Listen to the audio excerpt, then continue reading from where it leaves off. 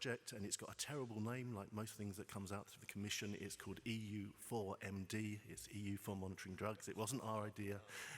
We have a terrible name as an organisation. Most of our projects have equally. Everything has to have at least one, if not two or three E's in it. I don't know. It's some sort of European rule.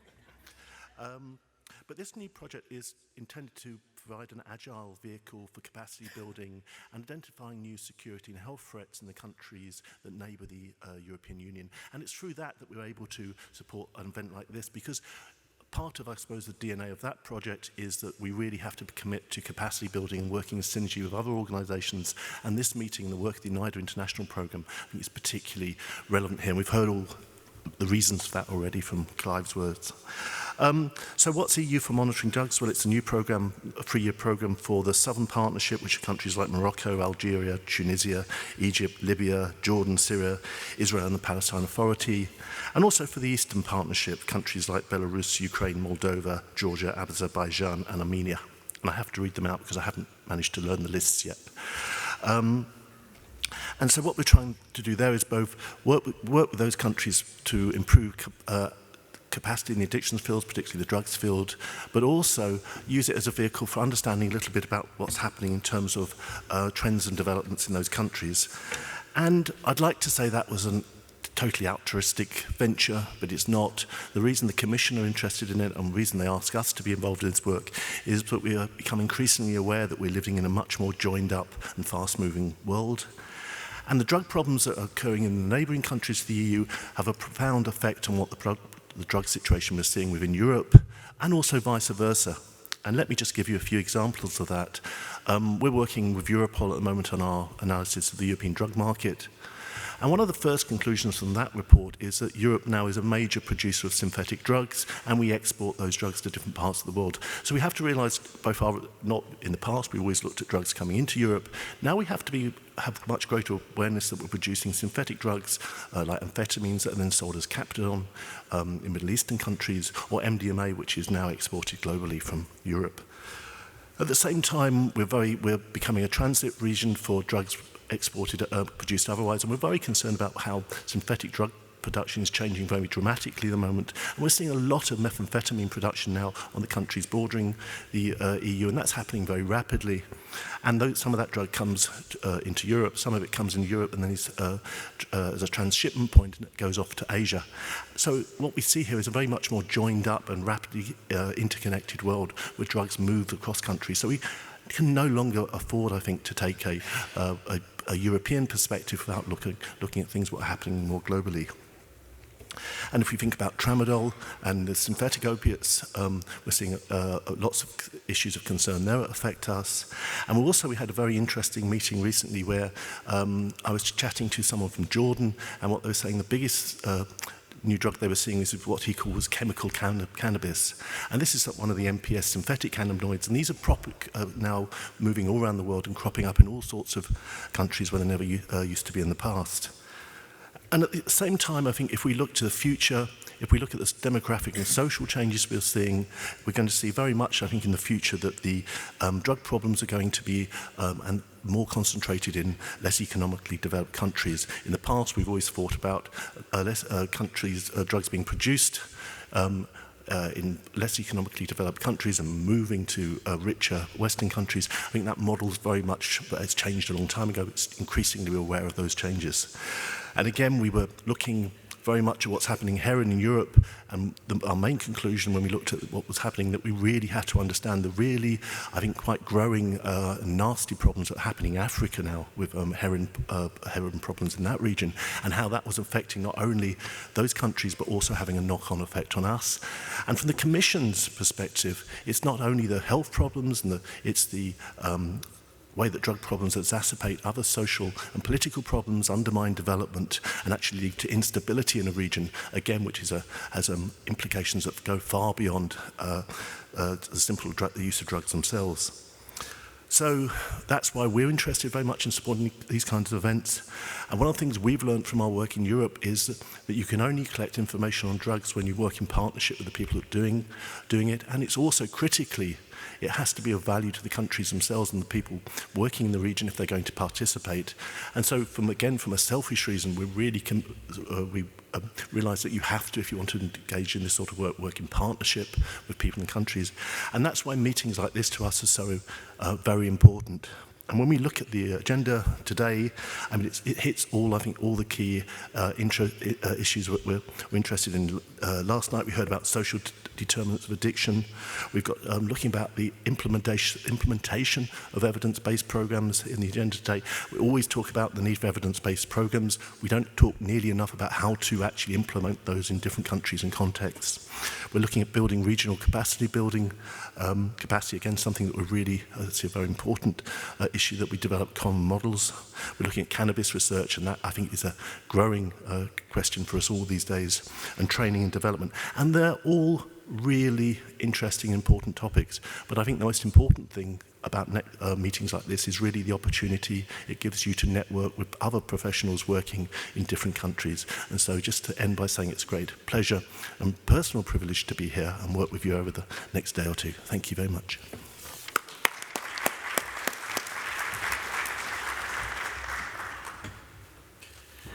Thank you, Paul. You won't be able to get very far. Whose are these? You won't be able to get very far without those. See, I could try those on, but okay, we're actually on time. We're a little early even. Great.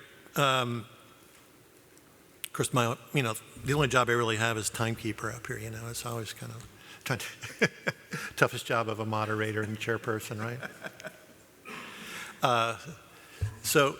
Susan Weiss is the director of NIDA's Division of Extramural Research, where she oversees the Institute's extramural programs, research training activities, operations planning, and trans-NIH initiatives, such as the Adolescent Brain Cognitive Development Study, which, for those of you who don't know, you're about to hear about a really, really interesting and important study that NIDA is conducting. It's the largest long-term study of brain development and developmental health and child health in the United States.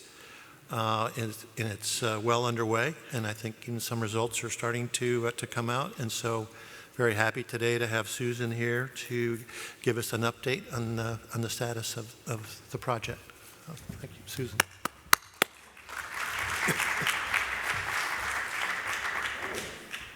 So here's the... Thanks, Steve, for the introduction. It is a pleasure to be here today and to talk a little bit about this study that we have been doing now for a couple of years.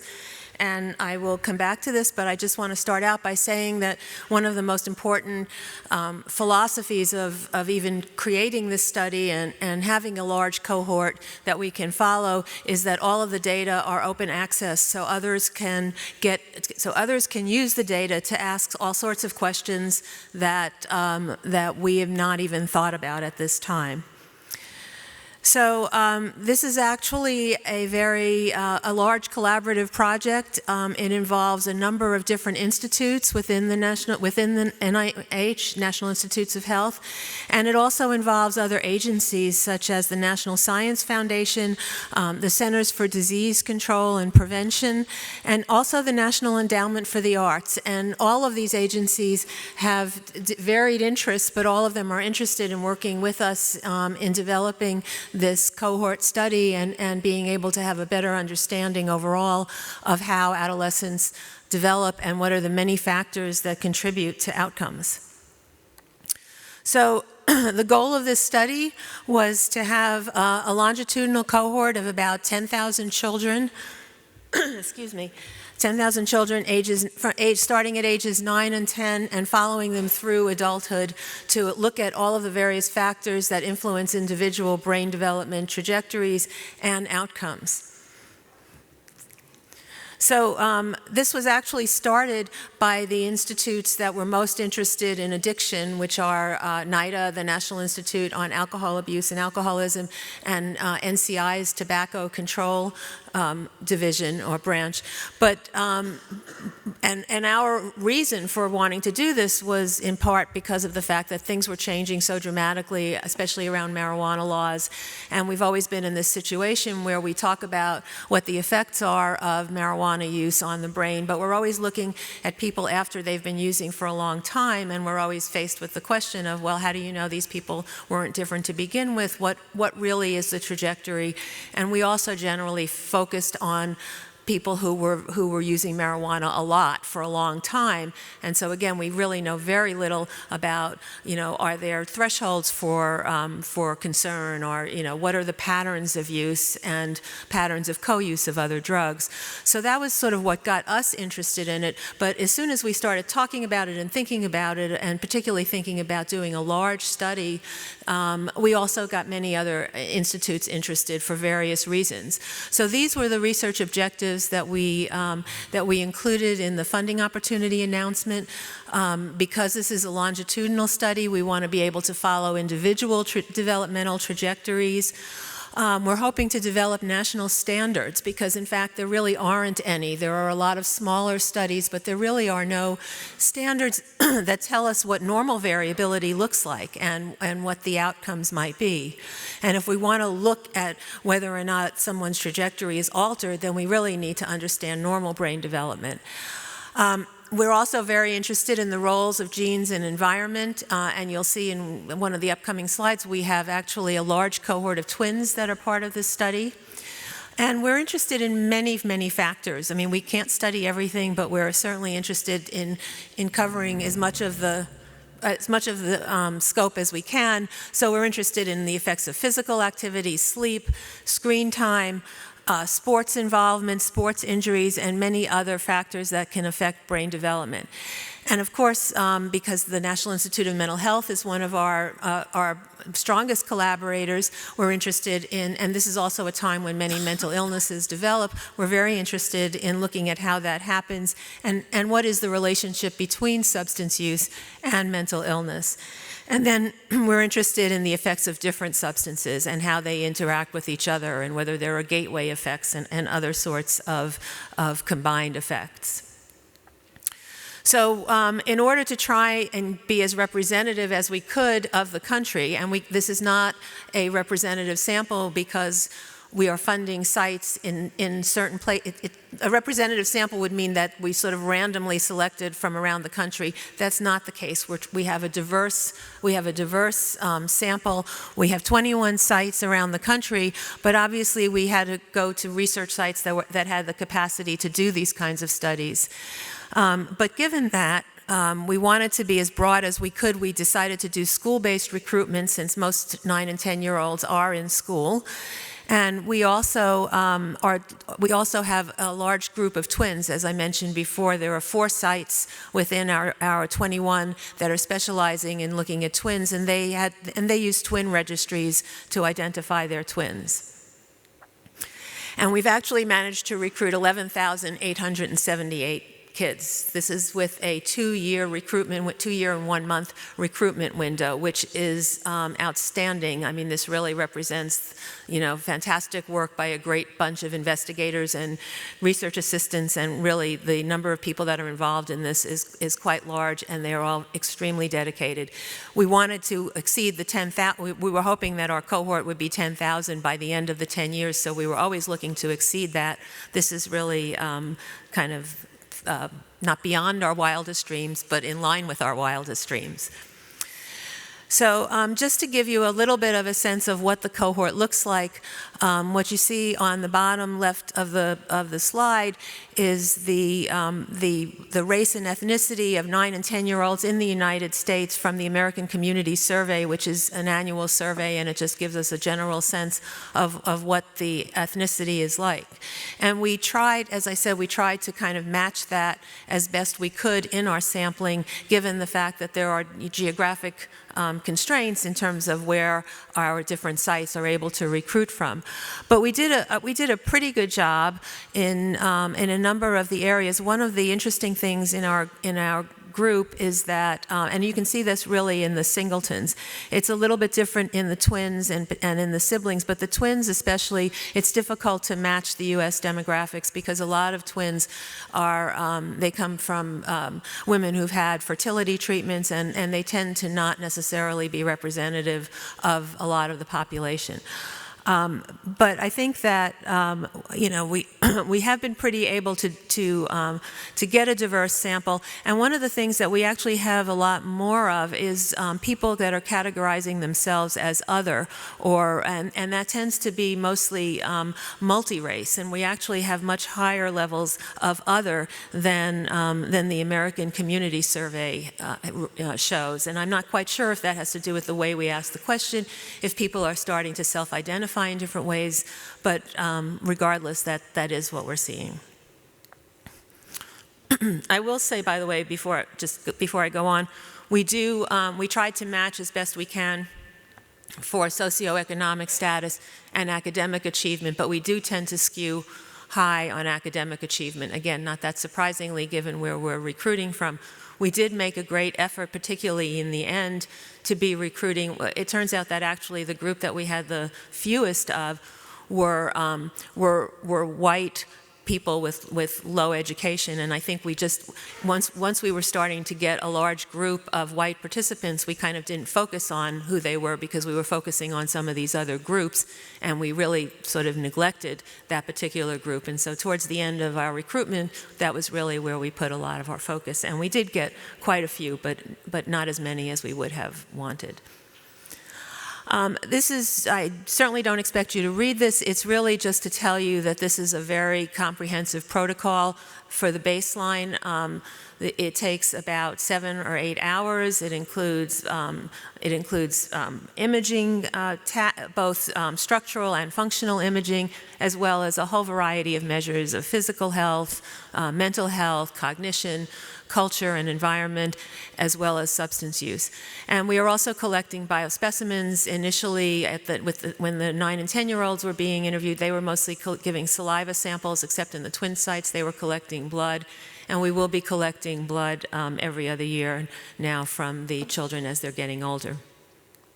This is the parent summary. Again, it's quite an extensive protocol, and we are trying to collect as much data as we can, but we're always in this kind of balancing act of not wanting to be overly burdensome, which will keep our participants from wanting to come back.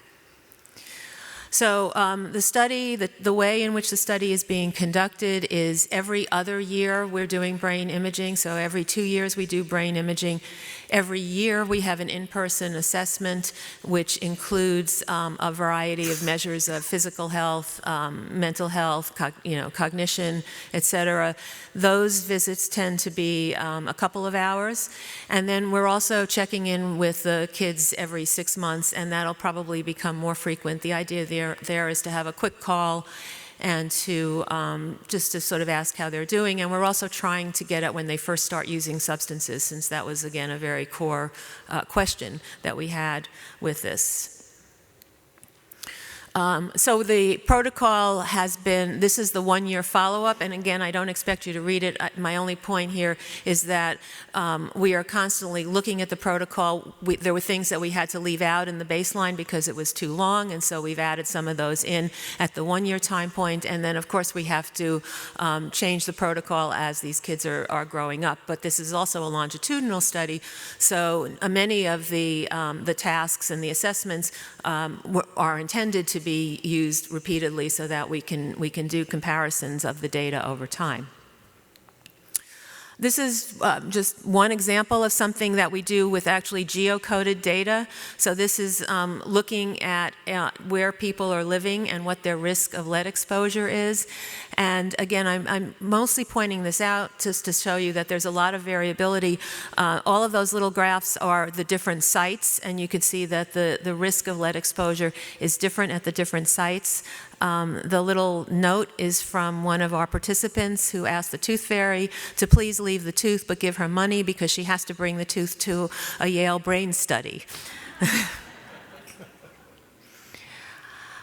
We're also looking at extracurricular activities, and we're looking at music and arts instruction, because we do think there are other factors besides the things that we typically focus on that may affect health and may affect many different outcomes. And again, this is one of the reasons why the National Endowment for the Arts was interested in working with us.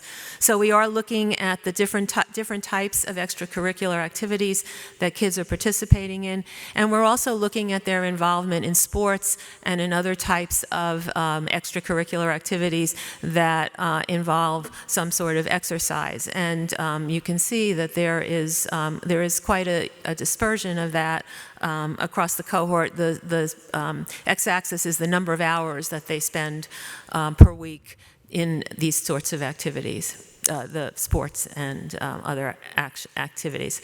So one just kind of interesting thing, I mean, there's many things you can do with the data, and I'm really just trying to give you a little bit of a flavor of it. And one of the things you can look at is sports by parental education, and this just tells us how important some of these variables may turn out to be. And what you can see is that when parental education is higher, then there tends to be more sports participation, with the one example being football. And as you all know, football has been getting a lot of attention lately because of the increased risk of traumatic brain injury or football injuries. And that is the one area where parental education doesn't seem to be associated with an increase in participation. Screen time is another area that we get asked about a lot, and people are really looking for something that they can, give, that's very simplistic, and where they can say to a parent, when your child is 9 to 10 years old, they should not spend more than 5 hours a week with screen time, and it's just not going to turn out to be that simple. So we are starting to look at screen time, and we looked at whether or not we looked at it in various ways, and in the upcoming surveys we're actually getting into more depth. But again, we were looking at how much time kids spent on different types of screen time, so watching videos, watching TV, playing video games, and we compared weekdays and weekends to see if there was much difference there. And what's of course interesting is also the gender effects, and again, this is probably not that surprising, but what we're seeing is boys are more likely to spend time playing video games than girls. And if you look at social media use, then what you find is, and these kids, most of them did not have phones yet, so probably their social media use is going to go up a lot in the next assessment. But here, what we're seeing is actually kind of the opposite. That girls tend to be right, the red is that not spending much time doing it, and that girls tend to be spending more time texting and visiting social media sites than boys do. And I will say that we've looked at brain imaging in relation to this, and there will be a presentation. I'll come back to this in a minute. If you're still here on Monday, that's going to cover some of that. But it's not going to be a simple pattern. It's not like you can say that those who are spending more time doing video games have poorer sleep. There's a gender effect. There's a lot of complexities to this issue, and the same thing is true with the imaging. We were able to see different patterns of imaging, but we don't really know yet what that means and how that relates to the overall brain development. So I think this is going to turn out to be a much more nuanced area than people are hoping it will be, but really it's not that surprising. We were hoping for a substance-naive group at baseline, and I think we have done. It turns out we haven't done. It turns out that we've been fortunate that most of this has been a fairly substance-naive group. On the left, what you see in those little pie charts are how many people had heard of or not heard of those substances, and you can see most people alcohol, tobacco, marijuana. But less so for other drugs. And actually, we include in the list of drugs something that's not a real drug. drug because we want to see if people are making things up and just saying they've heard of it because they're trying to somehow create a certain impression. And we also looked at whether or not they're using drugs. And you can see that about 25% of these kids reported having a sip of alcohol, but very few reported a full drink or a puff of a cigarette. Now, I will say this is the first half. We've had data releases that have come out at different times. This is just the first 4,500 kids that were enrolled in the cohort. So these may change somewhat when you have the full cohort. And I would recommend, if you are around on Monday, there is a session from 3:30 to 5:30 in which there's going to be a greater discussion of some of the ABCD data, especially focusing on alcohol sipping and the social media findings. Looking at how many people have a family history of mental health problems, and you can see that it's not a small number, even though it's not the majority. That's with respect to depression. And this is just the cohort itself, what we see in terms of mental health problems. And as expected at this age, probably the largest numbers that we see are with respect to ADHD and oppositional defiant disorder. These are not diagnostic testing. These are coming from the kiddie SADS, and so these are really looking for certain symptoms that are associated with these disorders. Although we do collect information on medication use and on diagnoses, if in fact children have those diagnoses. We also asked about suicidal ideation and self-injurious behavior, and this was a real challenge because a lot of people really didn't want to do that. They were very uncomfortable with the idea of asking these kinds of questions. But we felt that there was already information from the CDC that children this age do consider suicide. And we are seeing, we're seeing kind of within the realm of what the CDC reports. We asked the child and we asked the parent because we, again, wanted to get a sense of whether or not, how much of a difference there is there. And the patterns are quite similar, but you can see that particularly around suicidal ideation and suicidal attempts, that the children report more than their parents do. If there is any indication that these children are in any imminent harm and considering suicide, we have procedures in place so that they are immediately connected with, they're immediately evaluated by a clinician, and that confidentiality is broken if there is any, and the children know this, is broken if there is any sense of immediate harm or danger or abuse. Another area which we started to look at is psychotic-like experiences, and this is a study that was led by Deanna Barch, and she used one of the psychosis proneness questionnaires that is used generally on older children or adults, and modified it. So instead of a question saying, have you had experiences with telepathy, psychic forces, the question for the kids would be, did you feel like you had a special or unusual powers, like you could make things happen by magic, or you could know what was inside of another person's mind. And it's really not that uncommon for kids to have those sorts of experiences. So she did ask, in addition to asking if they had those experiences, she asked whether or not they found them distressing and whether they were bothered by those experiences. And she did get, there were a small portion of this cohort that did have these experiences. And also what's interesting is that when you look at their family history, those who had these experiences and were distressed by them also tended to have a greater likelihood of having a family history of psychotic disorders, but not depression or mania. So it does appear to be somewhat selective. We're really, we're looking mostly at baseline data, so, all of this is to kind of give us a sense of what we can look for that may be predictive in the future, and obviously we don't know if this will be, but I think this is quite interesting. There were also some cognitive effects that were consistent with what you see in people that have psychosis. So this is really, I think, the most important thing. ABCD is an open science model. The goal is to have this be a resource for the entire scientific community. There is the fast-track neuroimaging data that's fairly unprocessed, and that's being released on a close to real-time basis after it's gone through some quality control. Then there is also a curated data release, and we have released the full baseline curated data release. That was done in April. We have these planned releases that are occurring at different times.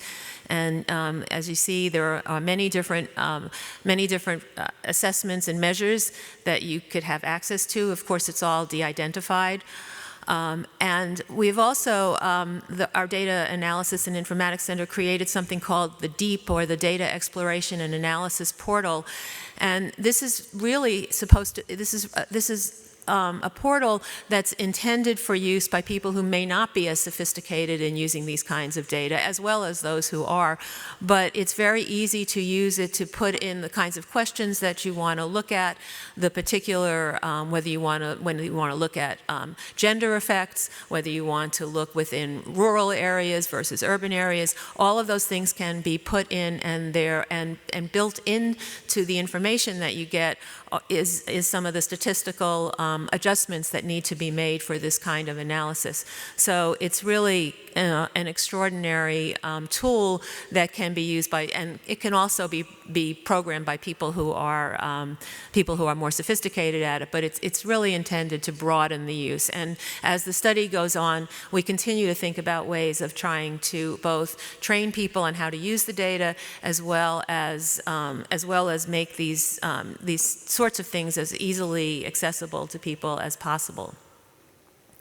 This is just to show you that the users have been going up over time, which is not that surprising. In April, that's when we actually released our full cohort this past year. And we have several different funding announcements to use the data. I will say that the bottom one on the workshops on the use of adolescent brain cognitive development is not open to foreign institutions. However, the other two are open to foreign institutions. And these are basically research opportunities to do secondary data analysis using the ABCD data.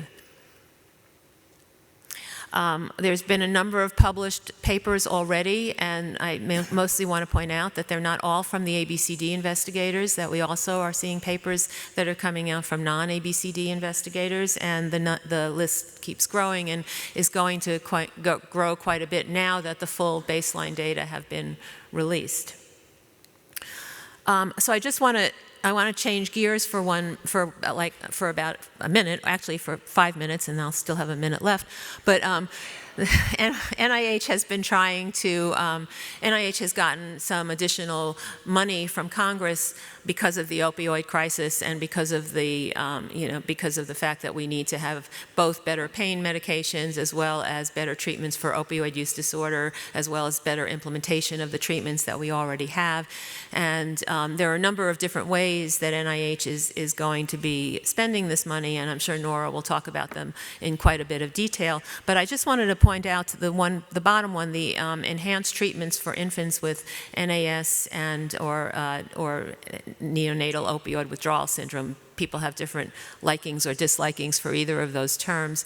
The advantage of neonatal abstinence syndrome is because a lot of these children, even if they've been exposed to opioids, have been exposed to many things besides opioids, and somehow just keeping the focus on opioids may not be doing it a service.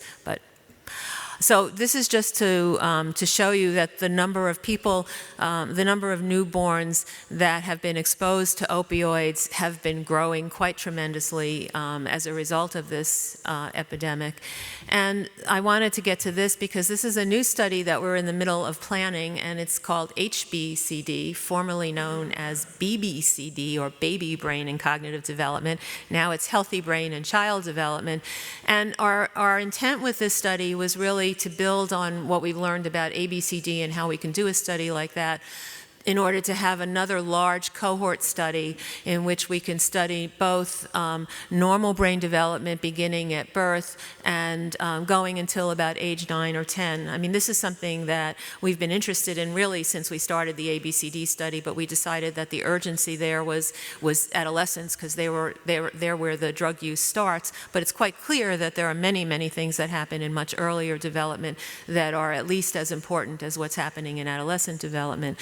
So The goal is to have this large multi-site longitudinal study to, again, look at brain, cognitive, behavioral, social, and emotional development, starting during pregnancy, probably the end of pregnancy or at birth, and extending through childhood. One of the things that we realized, we had a couple of expert panels come in to discuss this, was just how incredibly complicated this is going to be, not just because you're trying to image children that are very young and not everybody has the capability of looking at infants, not only because their brains are developing so quickly, so you can't bring them in every 2 years, you really have to be doing more frequent assessments, not only because you're trying to reach people in communities that are very hard hit by the opioid epidemic, but also because there are just tremendous ethical and legal challenges. You know, women can be arrested for using drugs while they're pregnant. They are at risk of losing their child. So there are many partnerships that need to be thought about. There are many issues that need to be worked out. And even, you know, ABCD is observational. We don't, you know, we don't intervene unless there's something that's, you know, that's seriously, you know, imminently threatening.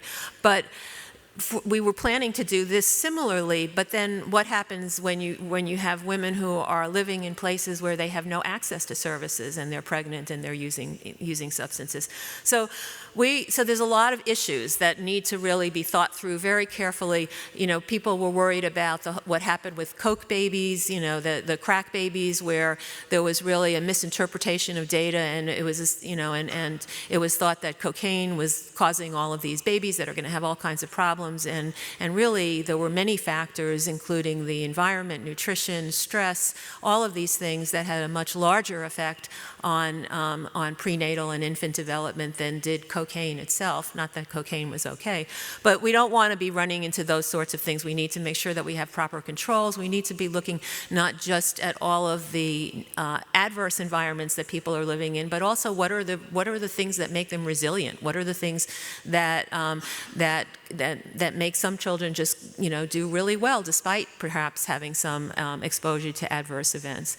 So what we're doing right now is we decided to start with planning grants, and we're going to do planning grants for 1.5 years.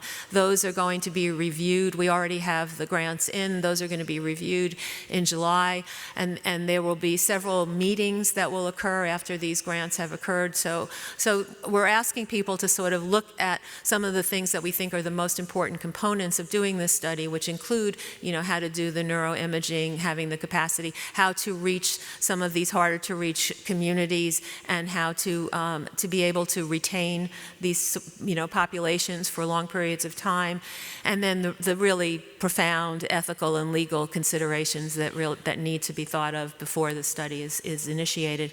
And then we're hoping that after these grants end, which they're slated to go for about 18 months, that we will have the full funding announcements out for the full cohort. It won't necessarily be the same people that are funded in the planning grants, but that will give people more time to both form consortia as well as, I think, work out some of these issues. And that is our plan, to try and do something which is similar in magnitude to the ABCD study, but far more complex. And I will end there, and I've got 49 seconds.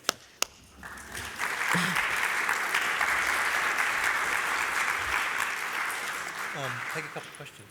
Okay, I'll take a couple of questions. I have a question. Oh, let me ask a question first. Oh, sorry. Could you go to the microphone so everybody can hear you? And while you're doing that, I just want to quickly ask, I know you know this, but so what international things are going on that you're aware of that are comparable, useful, you know, will be, that are ongoing or planned?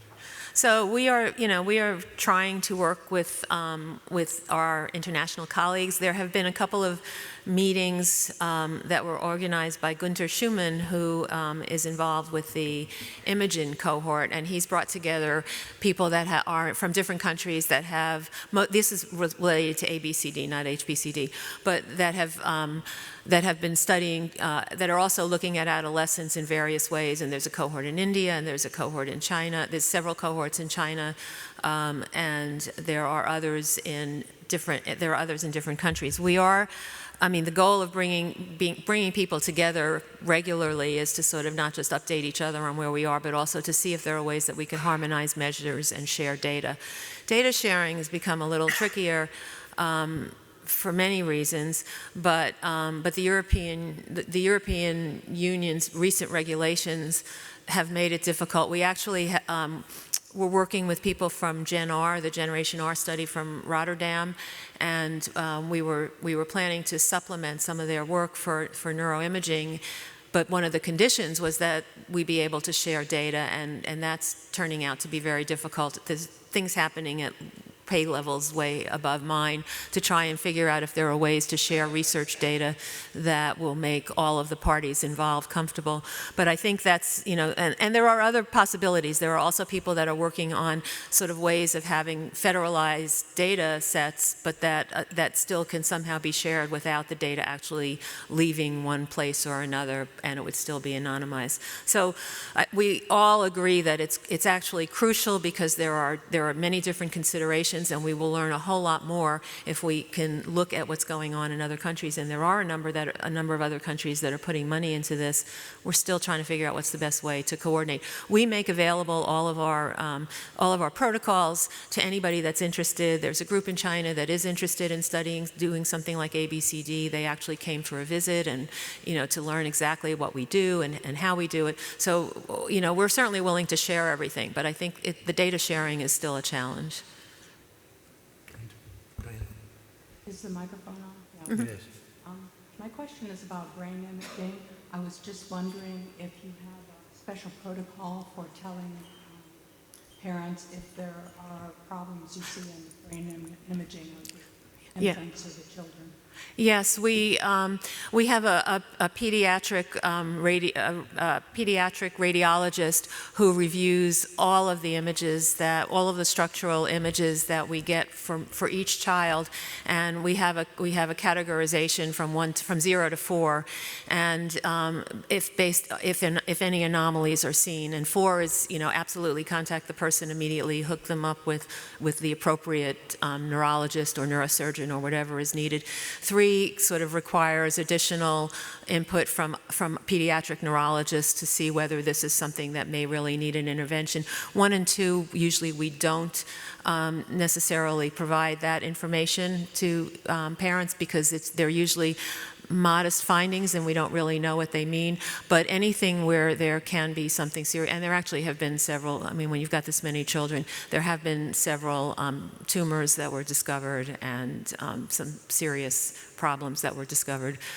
We tell them when they are participating that we're not doing a clinical, MRI, but we do make sure that all of those are read by a pediatric radiologist that can tell us that. Okay, one more question? I'm Nanda from Myanmar. My question is how to deal with what happens when some of the cohort your kids are very high risk. Do you have any kind of interruption? This is my. So we don't. Again, we're hoping to get a range of risk, and that will include some of the kids that are going to be high risk. And we don't do any specific interventions. We always give information to families about mental health services in the area and substance abuse services in the area, but we don't intervene unless we have unless there is an imminent threat of either suicide, homicide, or physical abuse or sexual abuse. We have both an OSMB, which is like a DSMB, except it's for observational studies, so it's an observational study monitoring board. So we have that associated with the study to help us think about some of these things, and also because this is also, this is an ongoing question, because as the kids are getting older, we're going to be running into different sorts of behaviors. And so to think about that, as well as think about the burden on the subjects. And we also have the way in which this study is run is that there are many, many work groups that have different areas of specialization, but one of them is focusing on biomedical ethics and oversight. And so it's something that we are always thinking about, but the goal is not to be specifically interventional, but at the same time not to let something that's that somebody who's in, extreme trouble just sort of be ignored or fall between the cracks. Okay, all right, thank you very much. Okay, no problem. Thank you very much, Susan. I think for those of you who are going to be around for a few more days, I want to talk with Susan more. She'll be here for a few days too. Lots of opportunities, I think, there for potential international work that, as she was saying, could be collaborative in nature. Our next speaker is Maria Hines, who's the acting chief of the Inter-American Observatory on Drugs at the Organization of American States. A frequent partner with the NIDA International Program, Maria has helped launch several NIDA CCAD initiatives, including REDLA, the Latin American Epidemiology Group. Through her efforts, Latin American researchers have adopted standardized data collection methods that result in objective, reliable, and comparative information to inform research services and policy. And she's agreed to be with us today here to give us an update on CCAD activities. So, Maria.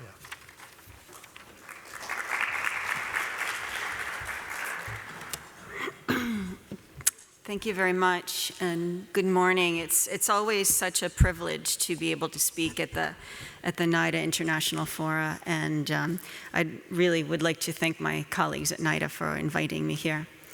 So I'm going to give an overview of some of the work that we're doing at CCAD, and I'm trying to keep it more data side because I know this is a data group. But first, to explain who we are and what we do. I work for the Inter-American Drug Abuse Control Commission.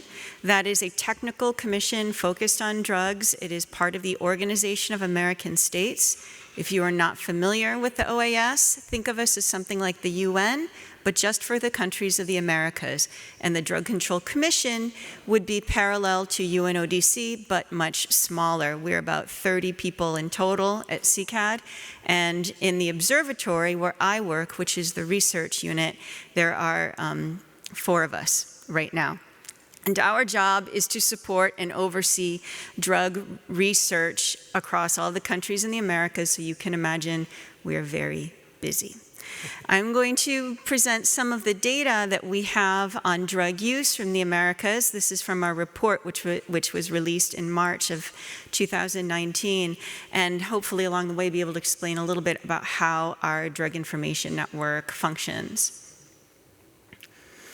So the first thing, before we go into the 4 main areas, what I want to explain about CCAD is that every country we work with, and we have 34 member states, has what we call a National Drug Commission. That is basically like the Office of National Drug Control Policy here. And ideally, every country also has a research office, which we call our National Observatory. It's an English translation of a Spanish word. I'm not going to go into why it sounds weird in English, but it makes sense in Spanish. And those observatories are the entities that provide us the data that we work with and I'm presenting with you. So reviewing drug use in the Americas and focusing on secondary school students, general population surveys, and university surveys, we identified 4 main areas that we see as relevant to hemispheric drug policy. First of all, we do have trends in drug use, not from every country. You will see that in a few minutes. But one of the big issues that we've been touting for many years is that drug use seems to be occurring earlier and earlier, younger and younger ages. And we're noticing more different patterns about drug use by sex, which I'll explain shortly too, and some of the new challenges that we're facing in our region. So looking at early onset, one of the things we see, drug use appearing in younger and younger age groups.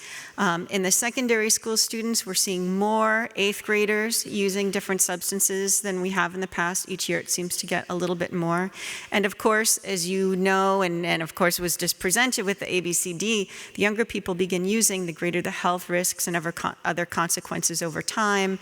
And so prevention and interventions that can delay that age of onset are something we're really trying to push in our region. Other trends we're seeing is that in secondary school or high school students, we're seeing, at least among the countries that have trend data, increases in marijuana use. Cannabis, also in the general population, is increasing. The good news is tobacco seems to be going down in almost every country that we look at. There is a caveat here, though, which is that we do not have consistent data on alternative nicotine use devices, so we cannot say for certain if that gap is being filled with other types of use. When we get to cocaine in the region, about half the countries show increases in cocaine use in the general population. When we look at high school students, there's more variability. Some countries increase, others decrease, others it's about the same. We don't really have a clear pattern on that.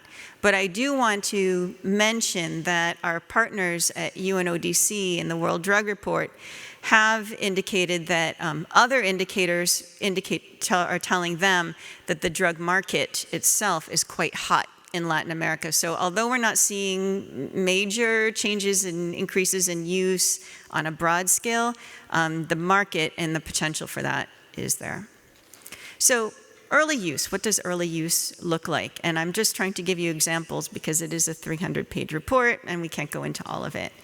But if we look at past year prevalence of cocaine use among secondary school students, this is one of the populations where we have consistent data from all of the different countries that we work with.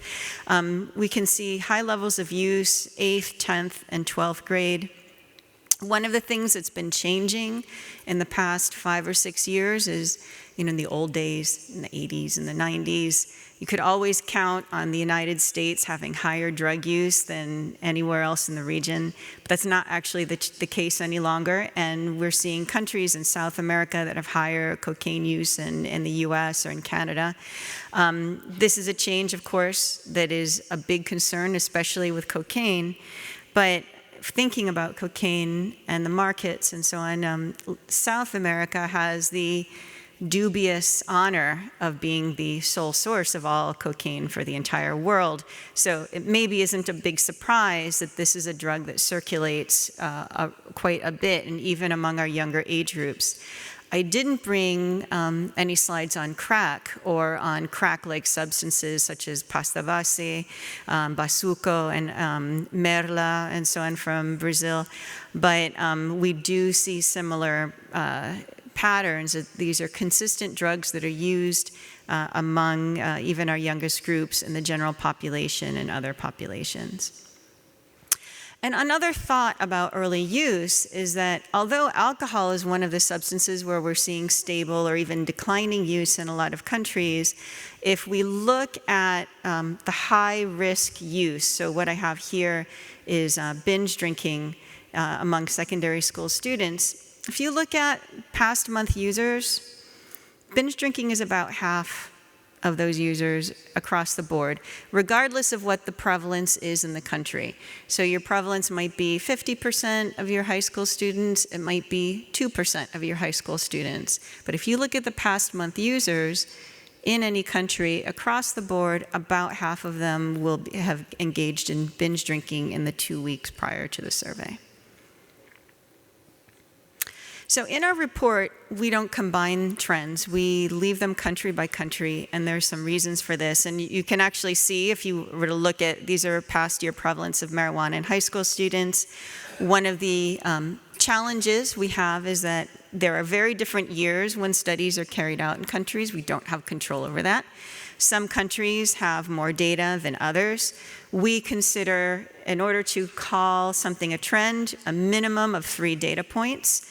And so some countries have just 3 data points. However, since this is a special group, I did something that is not in the report for you.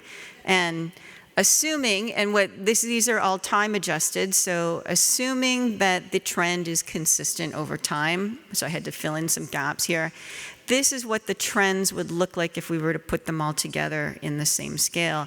And what you can see is, although there's a couple countries that maybe are stable or decreasing, for the most part we're seeing increases in marijuana use among high school students in the region. This is not in the report, this is just for you guys.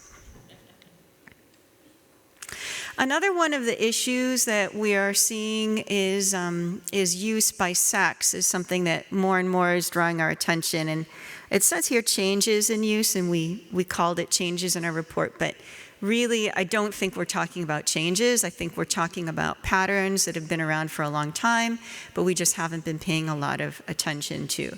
What we're showing here, these are tranquilizers or sedatives, depending on your preferred term. And one of the things that we are able to see in all of the populations that we study, the general population, secondary school students, and university school students, that the rates of use are higher among females than males everywhere. This is true not just for sedative type pharmaceuticals, but stimulants as well. Now, this is one of the areas where I would like us to see better research and perhaps look at ways of how we can improve our cross-national surveys, because all we're really able to get at when we aggregate our data is it a sedative or is it a tranquilizer? We're not really able to break down very easily across all of the different countries, all of the different types of pharmaceutical misuse. But what is important is that the question that we ask is whether or not these pharmaceuticals are used without medical supervision. And this is just if you were to look at it at our different populations, the orange, it looks like I have a grade group in there by mistake, so I apologize for that. But in the tranquilizers and use for the university and the general population, what you can see is, again, we have a lot more for female than male. So looking at pharmaceutical misuse and what that means in regions like Latin America and like the Caribbean is that it blends some of the issues we're seeing with new psychoactive substances and with other types of pharmaceuticals and opioids. And this is one of the challenges that we see on the horizon for Latin America and the Caribbean. We know that NPS is present in Latin America. Most of the countries are not particularly good at identifying it. It's not necessarily that they haven't tried. Most countries have laboratories they work with for seizure data, but it has a lot more to do with funding, with capacity. Most countries we work with, the laboratories work very well with the national drug commissions, but they don't necessarily have the support that they need in order to do all of the studies they need. But we do know NPS are present. We know that opioids are present in Latin America. We have, from the early warning system in Uruguay, for example, there has been LSD that was sold tainted with fentanyl. So we know that opioids are there. It's not clear to us where the opioids are coming from. With pharmaceuticals, and this is where it gets very, very tricky in a lot of countries, is that the pharmaceuticals might have required a medical prescription in order to purchase them. It doesn't mean that it was asked for when the purchase took place. So a lot of pharmaceuticals are obtained in legitimate sources from pharmacies. And simply there was simply no oversight being given, or not sufficient oversight to control access. At the same time, there is a lot of access on black market access to pharmaceuticals as well. It's very hard to figure out where these pharmaceuticals are coming from. And then that brings us to the issue again of NPS and tainting substances, which the more likely, those that are sold in the street are more likely to have been tainted. We don't necessarily know what they're tainted with. So this becomes more and more of a challenge, not just in terms of the research and the science, but also the policy that goes around it. One of the issues with opioids and why, although we're very concerned about opioids and we will be studying opioids more and more as we go forward, we do not expect the opioid problem to take the same form as it has in the US and Canada, is that ironically, the bigger issue with opioids and palliative care medicines in general in Latin America is that there tends to be not enough access rather than over access. So we're not in a situation in most of Latin America or even most of the Caribbean where there is excessive prescribing, excessive handing out of opioid-based medicines. In most cases, we have issues regarding people accessing what they need. It seems like the issues probably have more to do with how opioids are distributed once they're in the country. And then the other issue, which we're just beginning to explore, is things like fentanyl and other synthetic opioids that might be coming in from clandestine sources overseas, but we do not have good data on that. So this is one of the areas that we see as a major challenge for policy as we move forward. This fiscal year, this coming year, as luck may have it, most of our traditional donors are focused heavily on opioids and NPS, so that will give us some opportunity to strengthen those programs and that data collection. The challenge for us is that what we need to make sure that happens without losing sight of the consumption side. So CCAD does not have internal funding. Any project we do, any study we do, we have to go out, we have to fundraise, we have to find donors and so on. And donors can be a little bit whimsical. They can be guided by policy, lots of political interests and so on. And so finding the support for all of the different things we want to do at a regional level is always, it's kind of the name of the game for us. But those are some of the things that we see across the hemisphere. I'm trying to leave plenty of time for questions because I'm sure there's a lot of things that you would like to know about. Our full report is on the CCAD website. I also brought a few USB copies for those of you who are able to grab me. We have English and Spanish. All of our documents are in English and Spanish, so it should be able to reach a large audience. And that is basically it. Thank you very much. Definitely you have some time for a few questions. So, anybody?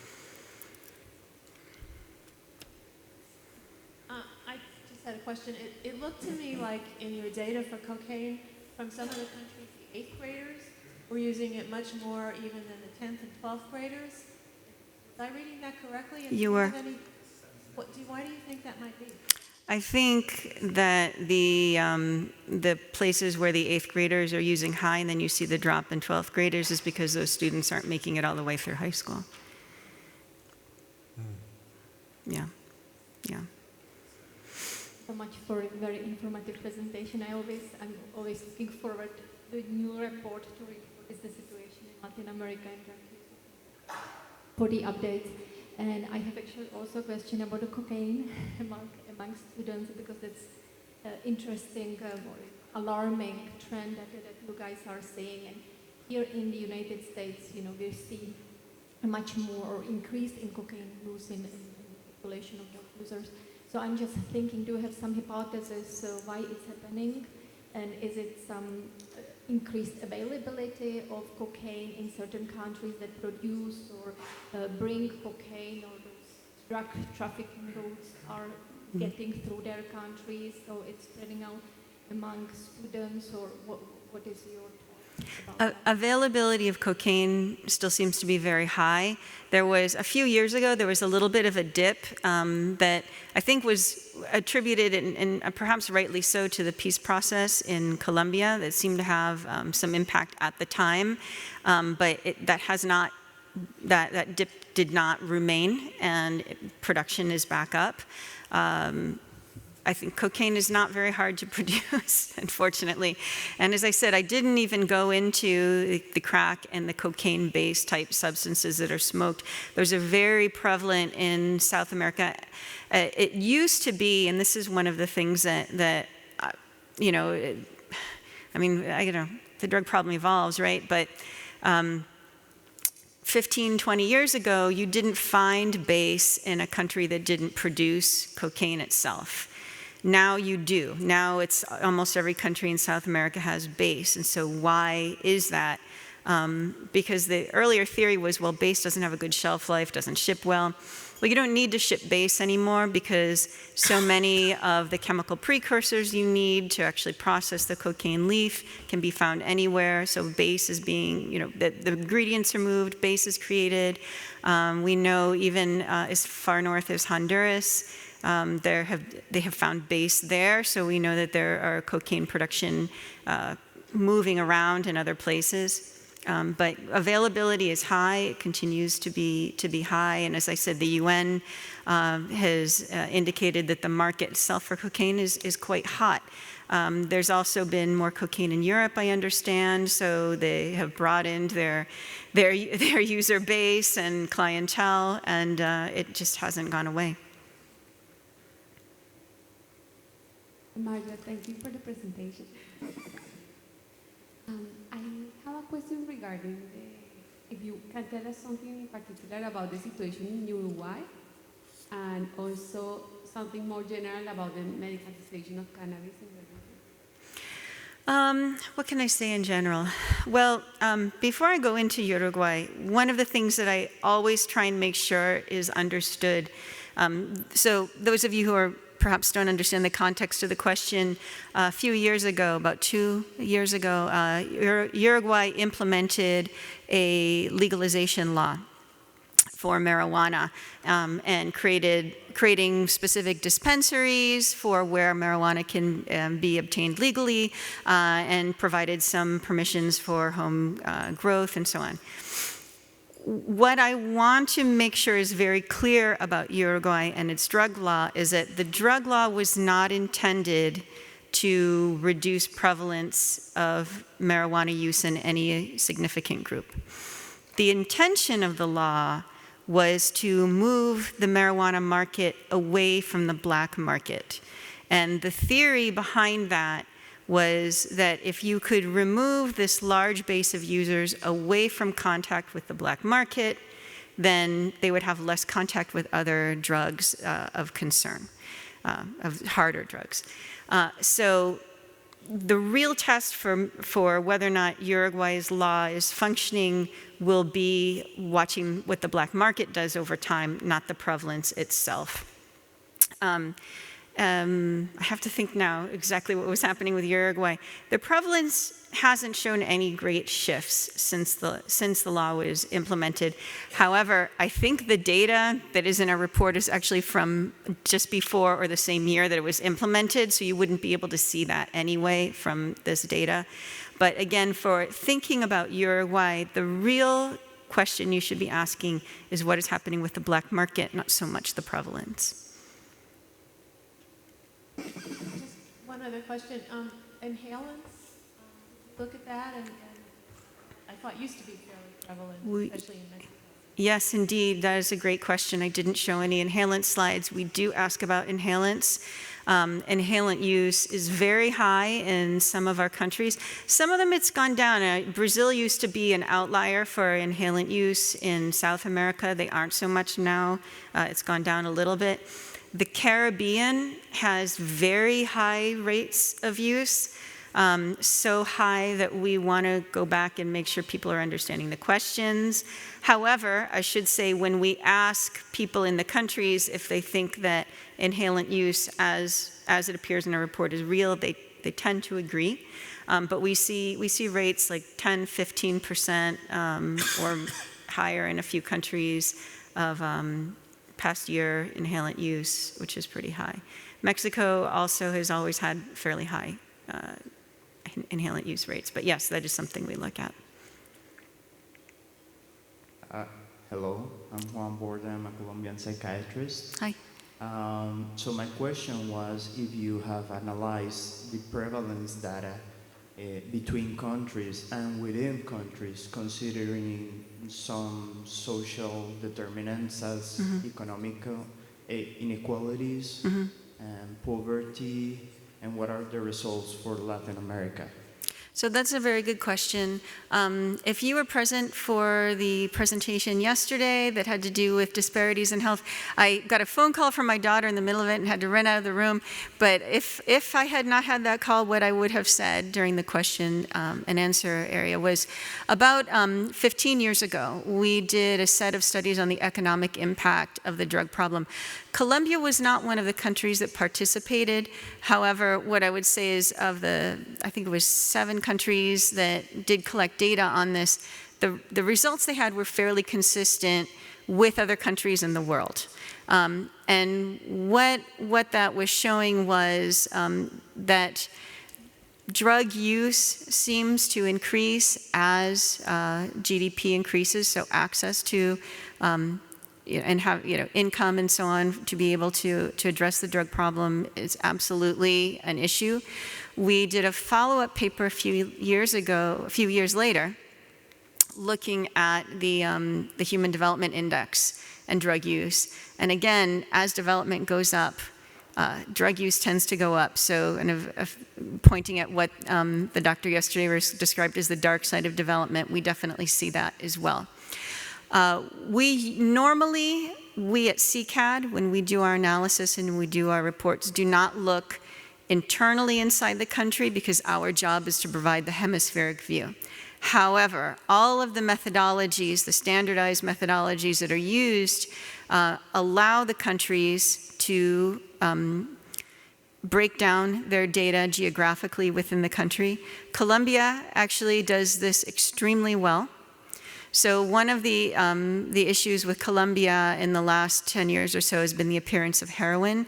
Colombia was the first country in South America where we started seeing statistically significant prevalence of heroin use.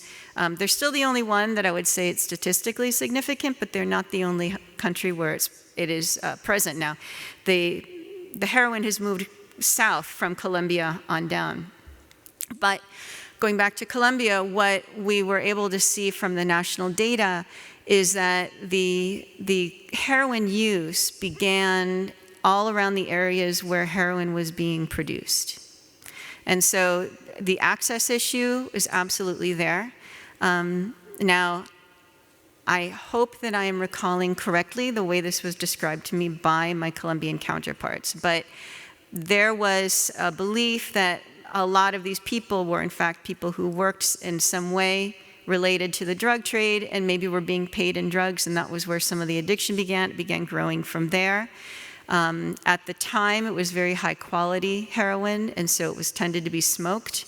So what happened was then you had this population that was smoking heroin that became dependent on heroin, and as the quality fluctuates over time, many of them began turning to injections, so we started seeing an injection problem in Colombia as well. So those are some of the issues that you would see particular to Colombia. I'm sure there's plenty of more, but I don't have them right at the top of my head. The short answer to your question is, assuming the countries are following the standardized methodologies as they should, they're perfectly capable of breaking down geographically and looking at specific risk factors that are in the surveys. Not all the countries break it down that way when they do their national reports. That is up to them. But the capacity is definitely there. And when we do our reports, we report at the broad hemispheric level. We don't usually go deeper than that. If we had more people and more time and more money, we probably would. But there's just 4 of us. Give me one more quick one, George. What are driving the marijuana legalization in addition to the potential medical use remains to be seen? Prevent college kids from getting like a criminal record, they get arrested for possession and for use, a criminal record that carries with them. I'm curious if that was an issue in Uruguay, changing the law. That was being looked at. I know, I just want to make sure I understood because the mic was dropping a bit. So the question is whether, like in the United States, a lot of the motivation of decriminalizing is so that college-age students aren't being arrested. Prevent non-criminals from getting lifetime criminal record. So, I mean, I haven't heard that specifically as one of the motivations. Decriminalization, actually one of the issues, and I think something that we're maybe still sorting out socially is this broad range of legalization possibilities, right? That is everywhere from just depenalization, decriminalization, to full out legalization. The dialogue I hear, mostly in Latin America, when they talk about legalization, a lot of it surrounds the interest in medicalization of marijuana. And that seems to be a driving force, perhaps driven by public opinion, but at least at the level that we're hearing the dialogue, a lot of it has more to do with an interest in addressing medical issues. To me, the criminalization seems like an unspoken motive. Yes, and a lot of the countries, you might be surprised to know, have actually more liberal possession laws, for example, than we have in the United States. So, you know, Mexico, you can be carrying certain amounts of marijuana with you, and it's not a criminal offense, or at least not a prosecutable offense. And a lot of different countries have that. Colombia as well, I believe. And I'd have to check my data to see exactly which countries. But a lot of people are actually surprised to know many countries in Latin America and the Caribbean have more liberal laws about what you're allowed to carry and what you're allowed to have for personal use than you would see in the US. So it wouldn't be an issue. Less of an issue, but again, those are things, it depends on the country. You know, Dominican Republic has very draconian laws when it comes to access to substances, but for the most part, a lot of countries, you're seeing, at least half of them, I would say, have more liberal possession laws than you would see overall in the US. Okay, thank you very much. Thank you.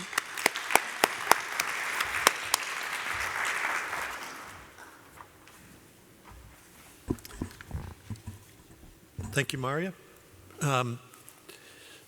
So even though we're talking about marijuana there at the end, I think tobacco remains certainly the most prevalent harmful substance used around the world. And we're lucky today to have Mona Johnson here with us. She leads an innovative online education and knowledge management program for the Society for Research on Nicotine and Tobacco. She coordinates efforts by more than 140 SRNT member volunteers from 20 countries who are developing tools for SRNT University, which we're going to hear a little bit more about.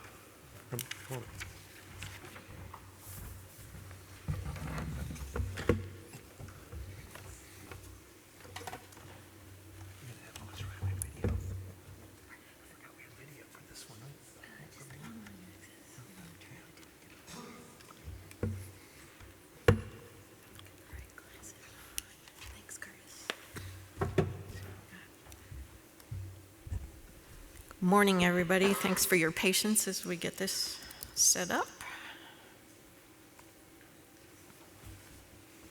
Okay, Curtis, just say cancel.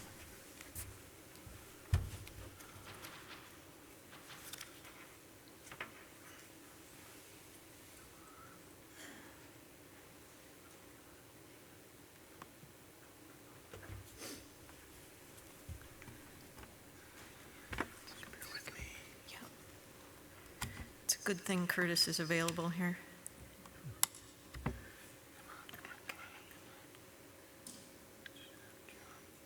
Here we go.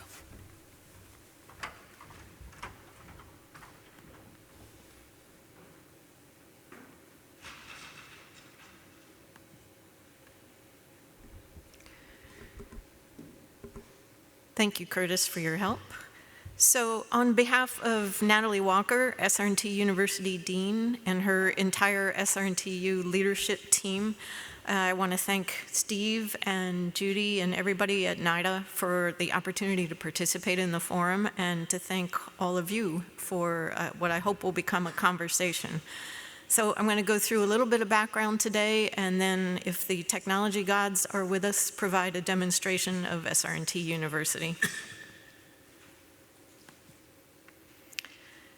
So as Steve mentioned, SRNT stands for the Society for Research on Nicotine and Tobacco. And although we focus on nicotine and tobacco, I think there's overlap with research on other substances, and so I hope this will be a useful tool for all of you as well. SRNT's mission is to stimulate the generation and dissemination of new knowledge concerning nicotine in all of its manifestations. So that's great, we have a research-focused mission. But as all of you know, there's barriers to the generation of new research and to dissemination. So for years, SRNT's board and members have been talking about all these barriers. They include limits on training and research methodologies. So researchers, especially in low resource settings, have limited access to training and research methodologies, especially in rural areas where smoking prevalence might be higher. And also anywhere in the world, nicotine and tobacco research is not typically taught in university programs. Another limit is on access to journal articles. You all probably know that important papers tend to be behind paywalls, and so if your institution doesn't have a subscription to that journal, you might have to pay to actually read the full text version of an article. Opportunities to connect with collaborators and subject matter experts. It's difficult to conduct research on your own, and not everyone has funds to go to annual meetings like CPDD that's going to start, or even like this one.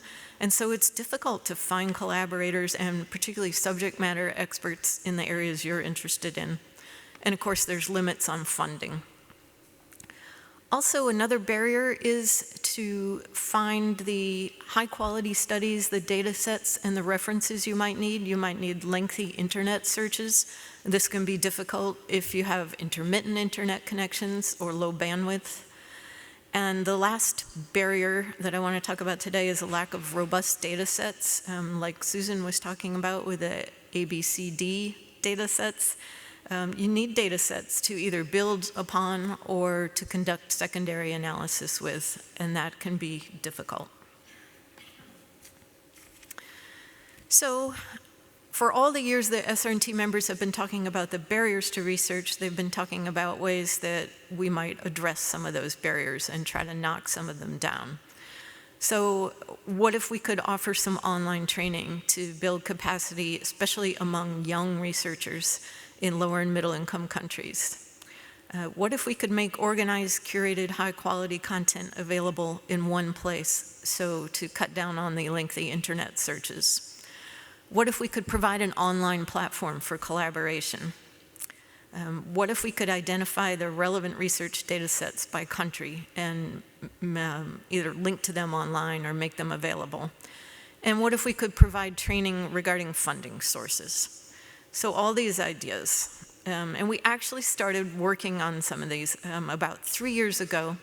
We started working on our first online training, which is a certificate program for smoking cessation research. And we'll be able to see that during the demo. And while we were working on that, also our global research network started working on what they called a knowledge management or library database. So it was a list of curated high-quality content. So we had these two things, some training, certificate program, and then this curated list, and they needed some place to live. So SRNT University was born. And SRNT University is really a hub for information and training for nicotine and tobacco research and related areas research. And it encompasses both a virtual library, so an open source of curated information, and then a virtual classroom, so a place where you can learn the relevant skills and knowledge. In a minute, we'll go take a look at some examples, but I want to talk just generally about what's in SRNT University. On the library side, we have some topical sections. So probably like other groups, SRNT's membership is pretty diverse, but it tends to fall into 4 buckets. Those who are interested in preclinical research or basic science, clinical research, so the treatment areas, public health research, and policy research. And so we have a topical section for each of those areas in the library. Also in the library, there's a big section on research methodologies and skills, and we'll take a look at that. There's a tools and resources section. That's a new section that we're working to build out.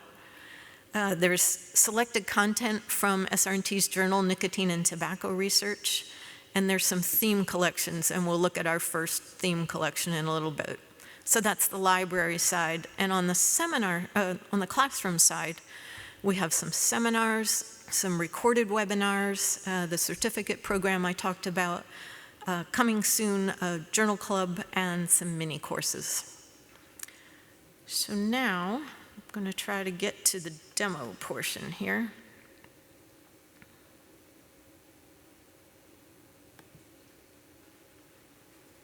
Great.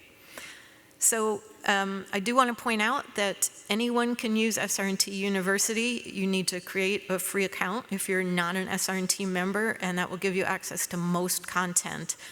And if you can see, I'm not sure if you can see my cursor, but up in the top right-hand corner where it says sign out for me now, it'll say sign in when you first get to srnt-u.org. And that will, if you click on that, it'll walk you through creating a free account. So once you have your free account and you're signed in, I would recommend that you go to the library. It's where all the content lives, whether it's the classroom content or the library content. And here you can see on the top row some of the classroom content. We have 2 new one-hour seminars. One is on experimental tobacco marketplace, and the other is on tobacco and cannabis co-use. And I think we're going to hear quite a bit about cannabis later today. So we'll take a look first at the experimental tobacco marketplace seminar. And for people who don't know, experimental tobacco marketplace is a way to conduct policy research. And for nicotine and tobacco research, it's used to try to forecast how people who smoke under different hypothetical situations might respond to new products or policies. And so this seminar is centered around a presentation done by Warren Bickel at Virginia Tech. With any luck, we'll be able to see the beginning of this. And I won't play the video, but he used the experimental tobacco marketplace to look at the substitutability of e-cigarettes and conventional cigarettes. So there's that presentation as kind of the foundation of the course. And then also the course or seminar has a very small purchase task exercise for learners to take. Some recommended reading, so those are links out to articles that are open access. An audio summary by SR&T University leadership. And then a short quiz, it's just 5 questions, multiple choice, but a way for you to test your learning. A seminar evaluation to tell us what you thought about the seminar and ways that we could improve it. And then if you complete both the quiz and the evaluation, you can earn a certificate of completion. And then for those who want to take maybe a deeper dive into the content, there's some further reading. So that's the electronic tobacco marketplace seminar. The second one-hour seminar that might be of interest to you all is the Tobacco and Co-Use in Adults seminar.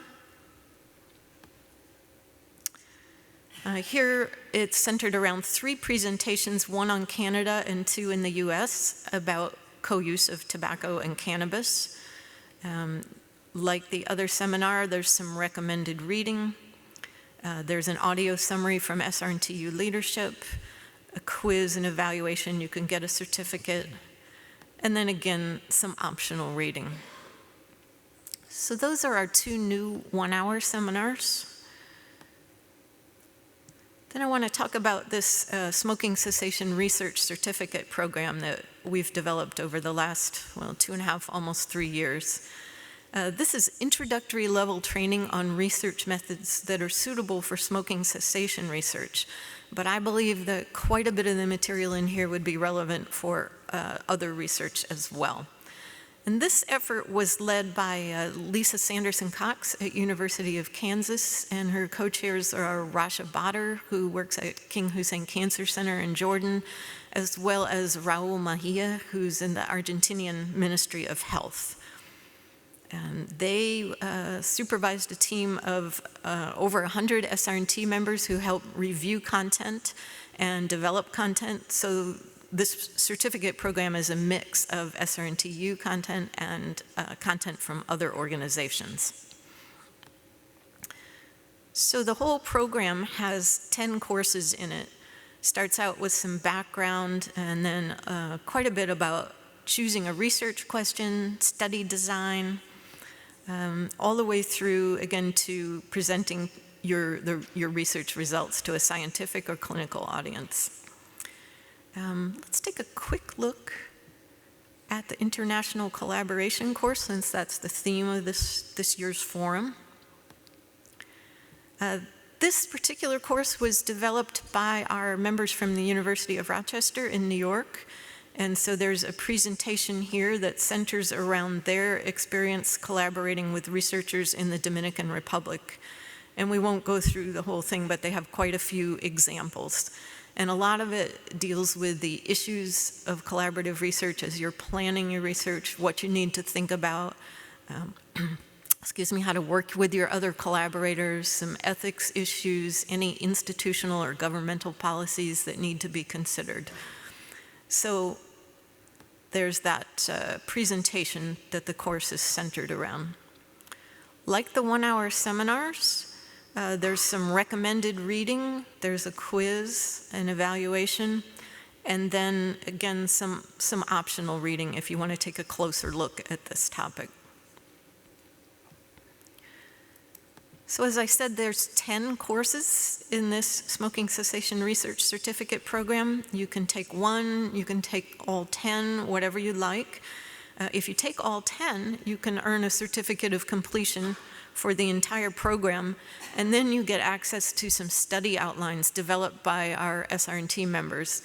And you can use the study outlines either to think about designing your own study, which might be a little bit different in design, or you can actually try to replicate that study in your own country or your own region.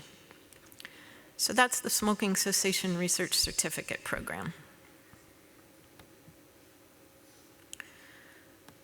So we've talked about some of the offerings on the classroom side, and now let's talk about more the library side of things. I think I mentioned we're developing themed collections, and the idea with these themed collections is to give you a starting point and some background on a topic. So before you go do your own in-depth research, these theme collections will help you find some important papers in the idea, and they have some text wrapped around those list of papers to provide some context. So again, curation. Our Global Research Network identified areca nut as an important topic for us to provide a theme collection on. And so that's what you see here. It's a PDF document you can download, and you'll see that there's links to important papers. I do want to point out that wherever possible, we've linked to papers that are free to access. On occasion, there's an important paper that is not free, and so we've just noted that it requires a subscription or payment to view the full text version. So that's a themed collection.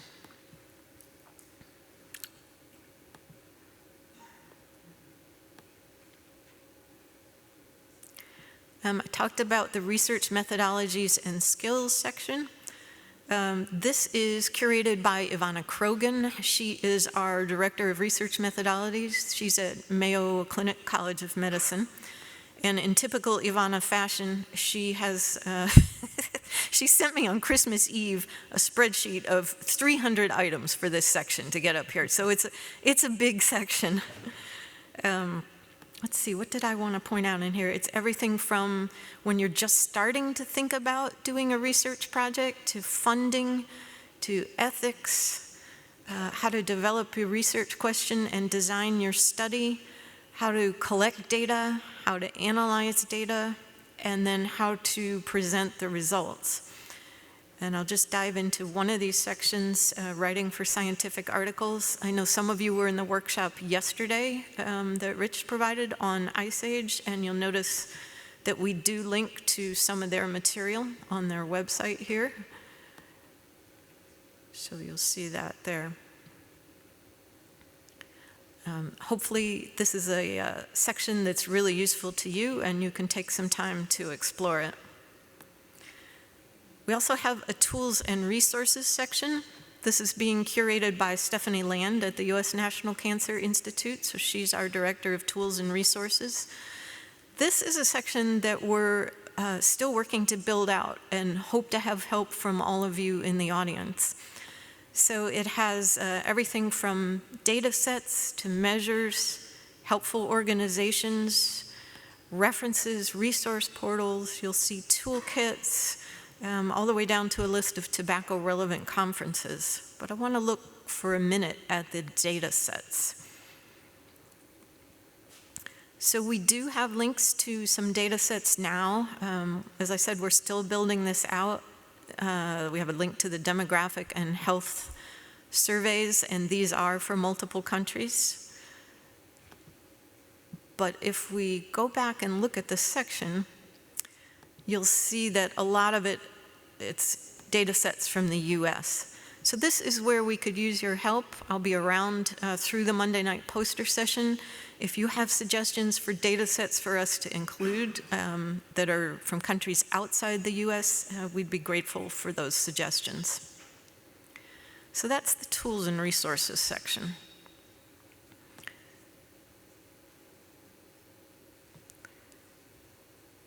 We mentioned the problem with a lot of journal content being behind paywalls. So in this section, we have some selected content from our journal, Nicotine and Tobacco Research, that is free to access. That's the editor's choice articles. I also want to point out that early career members in SR&T have been developing some briefing notes that you might find useful. So these are short summaries of papers that have been published in Nicotine and Tobacco Research.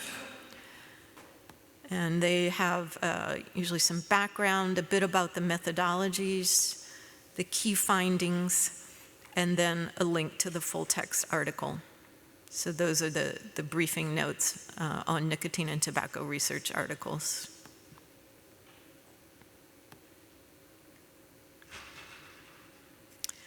So then I mentioned that we had topical sections, and let's take a quick look at the preclinical research section. This is curated by Outi Salminen at the University of Helsinki in Finland, so she's our Director of Preclinical Research. SR&T is concerned about and continues to work with basic scientists, our members, to try to get their research understood by the rest of SR&T members. So this is a big push for us, and hopefully this section is helpful to break down that silo. Take one look here. There's been a lot of research published about genetics of smoking. And I want to point out one editorial here in Nicotine and Tobacco Research that's open access and might be of interest to you all. It is about tobacco genomics, this editorial. It's written by some of the members of our genetics and omics network, but it also talks about the genomics related to alcohol abuse as well. So that might be of interest to you. So that's a quick sampling of the preclinical research section. There's a clinical research section that's curated by Alicia Allen at the University of Arizona.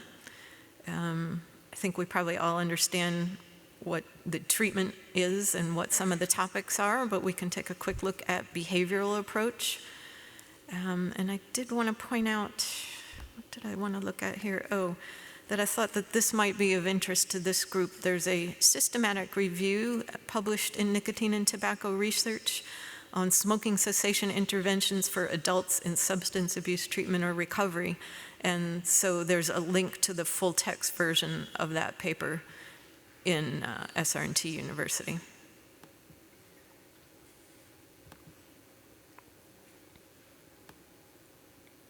So that was the clinical research section. We have a public health research section. This is curated by Christian Magia at Michigan State.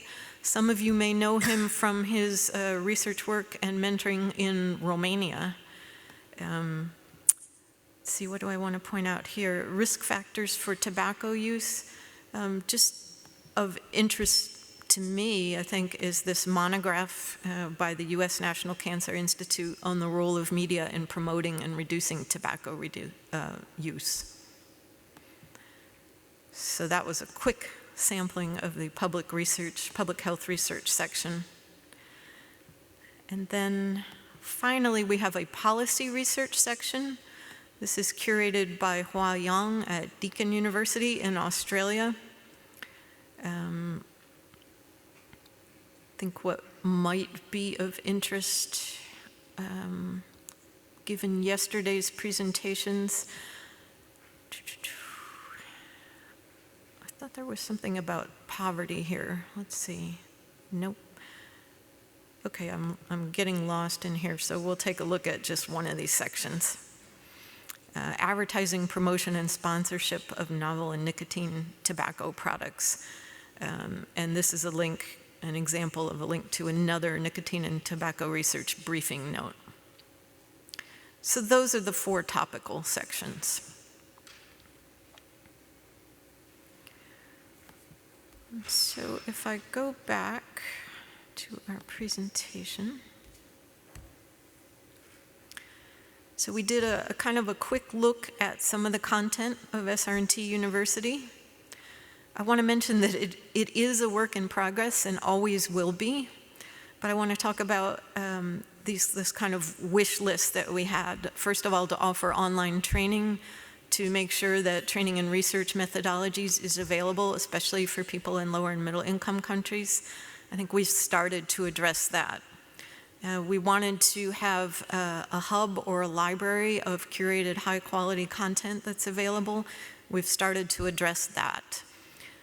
We wanted to provide a platform for collaboration, and we are actively working on that piece of SRNT University, and I'll talk about that a little bit in a minute.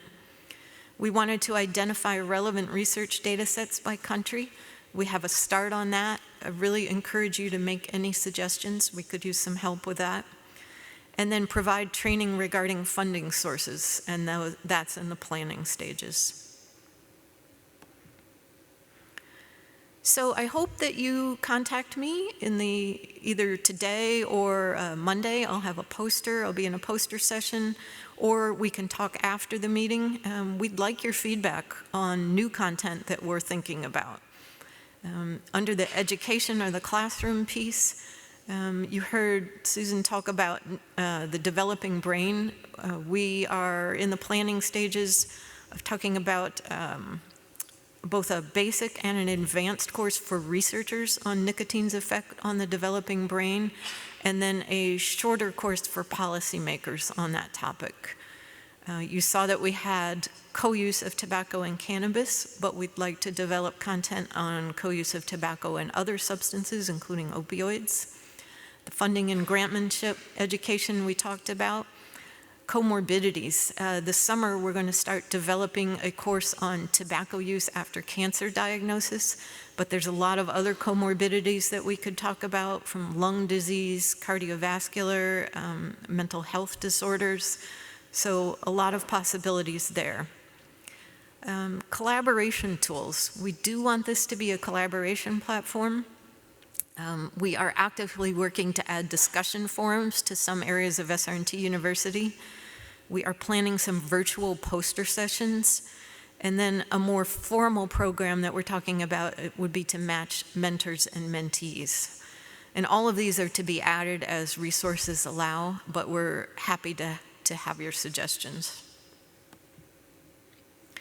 So I want to kind of summarize that SRNTU can support your professional development and in the future your collaborations, that it functions both as a virtual library and as a virtual classroom, that some content is not tobacco specific. I think the research methodologies, some of the tools and resources and the policy research, and probably some of the certificate program might be helpful no matter what kind of substance you are researching. And I want to remind you to set up a free account. Just go to srnt-u.org, click on sign in, and take it from there. Or you can email info@srnt-u.org. That'll get to me, and I can help you or answer any questions. So I hope you'll find SRNT University to be a valuable tool. Thank you.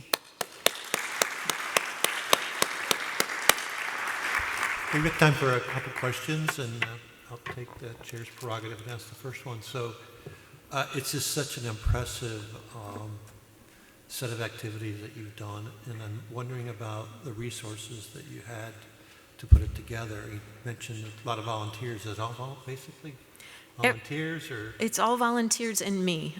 Wow. Okay. So yeah. That's really, Yeah, and you know, often I'm the bottleneck. Our volunteers are super energetic, and I have to say, great, I'll put that on the to-do list. right. Yeah, well, my head is spinning with possibilities for modeling some things that maybe NIDA could do in terms of other types of drugs with some of these things. Yeah, we'd be happy to talk with you about that. Yeah, great. Or even pilot some programs, perhaps. Yeah. Yeah. Yes.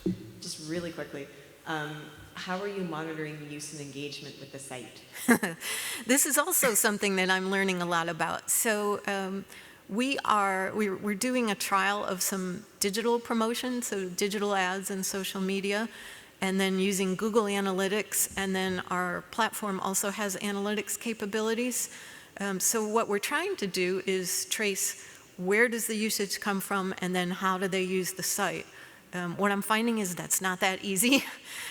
So like if you do a Facebook ad, for instance, the data from Facebook doesn't necessarily match what you see in Google Analytics, which doesn't necessarily match what we see on our platform.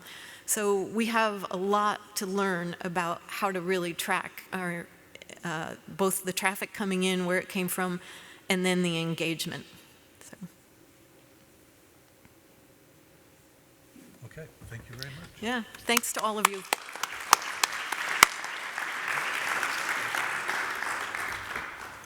So we're scheduled for a break now. So we'll take, let's do a 10-minute break. Please come back at 10:45. Refresh your coffee.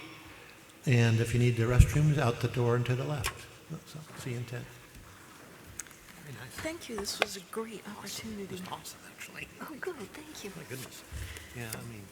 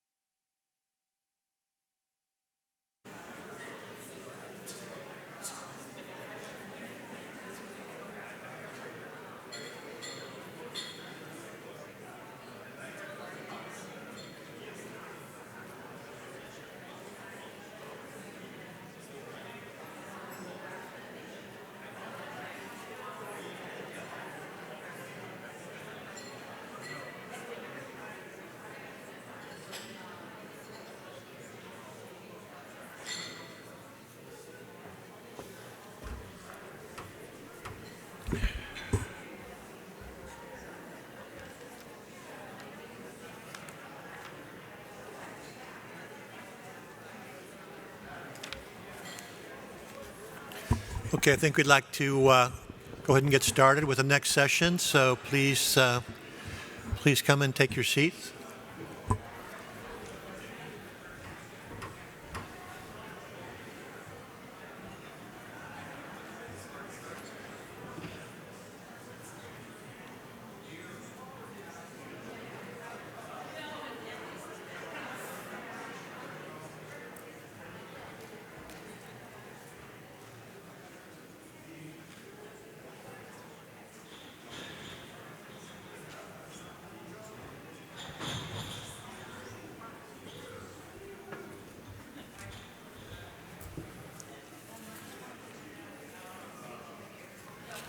So get started on this session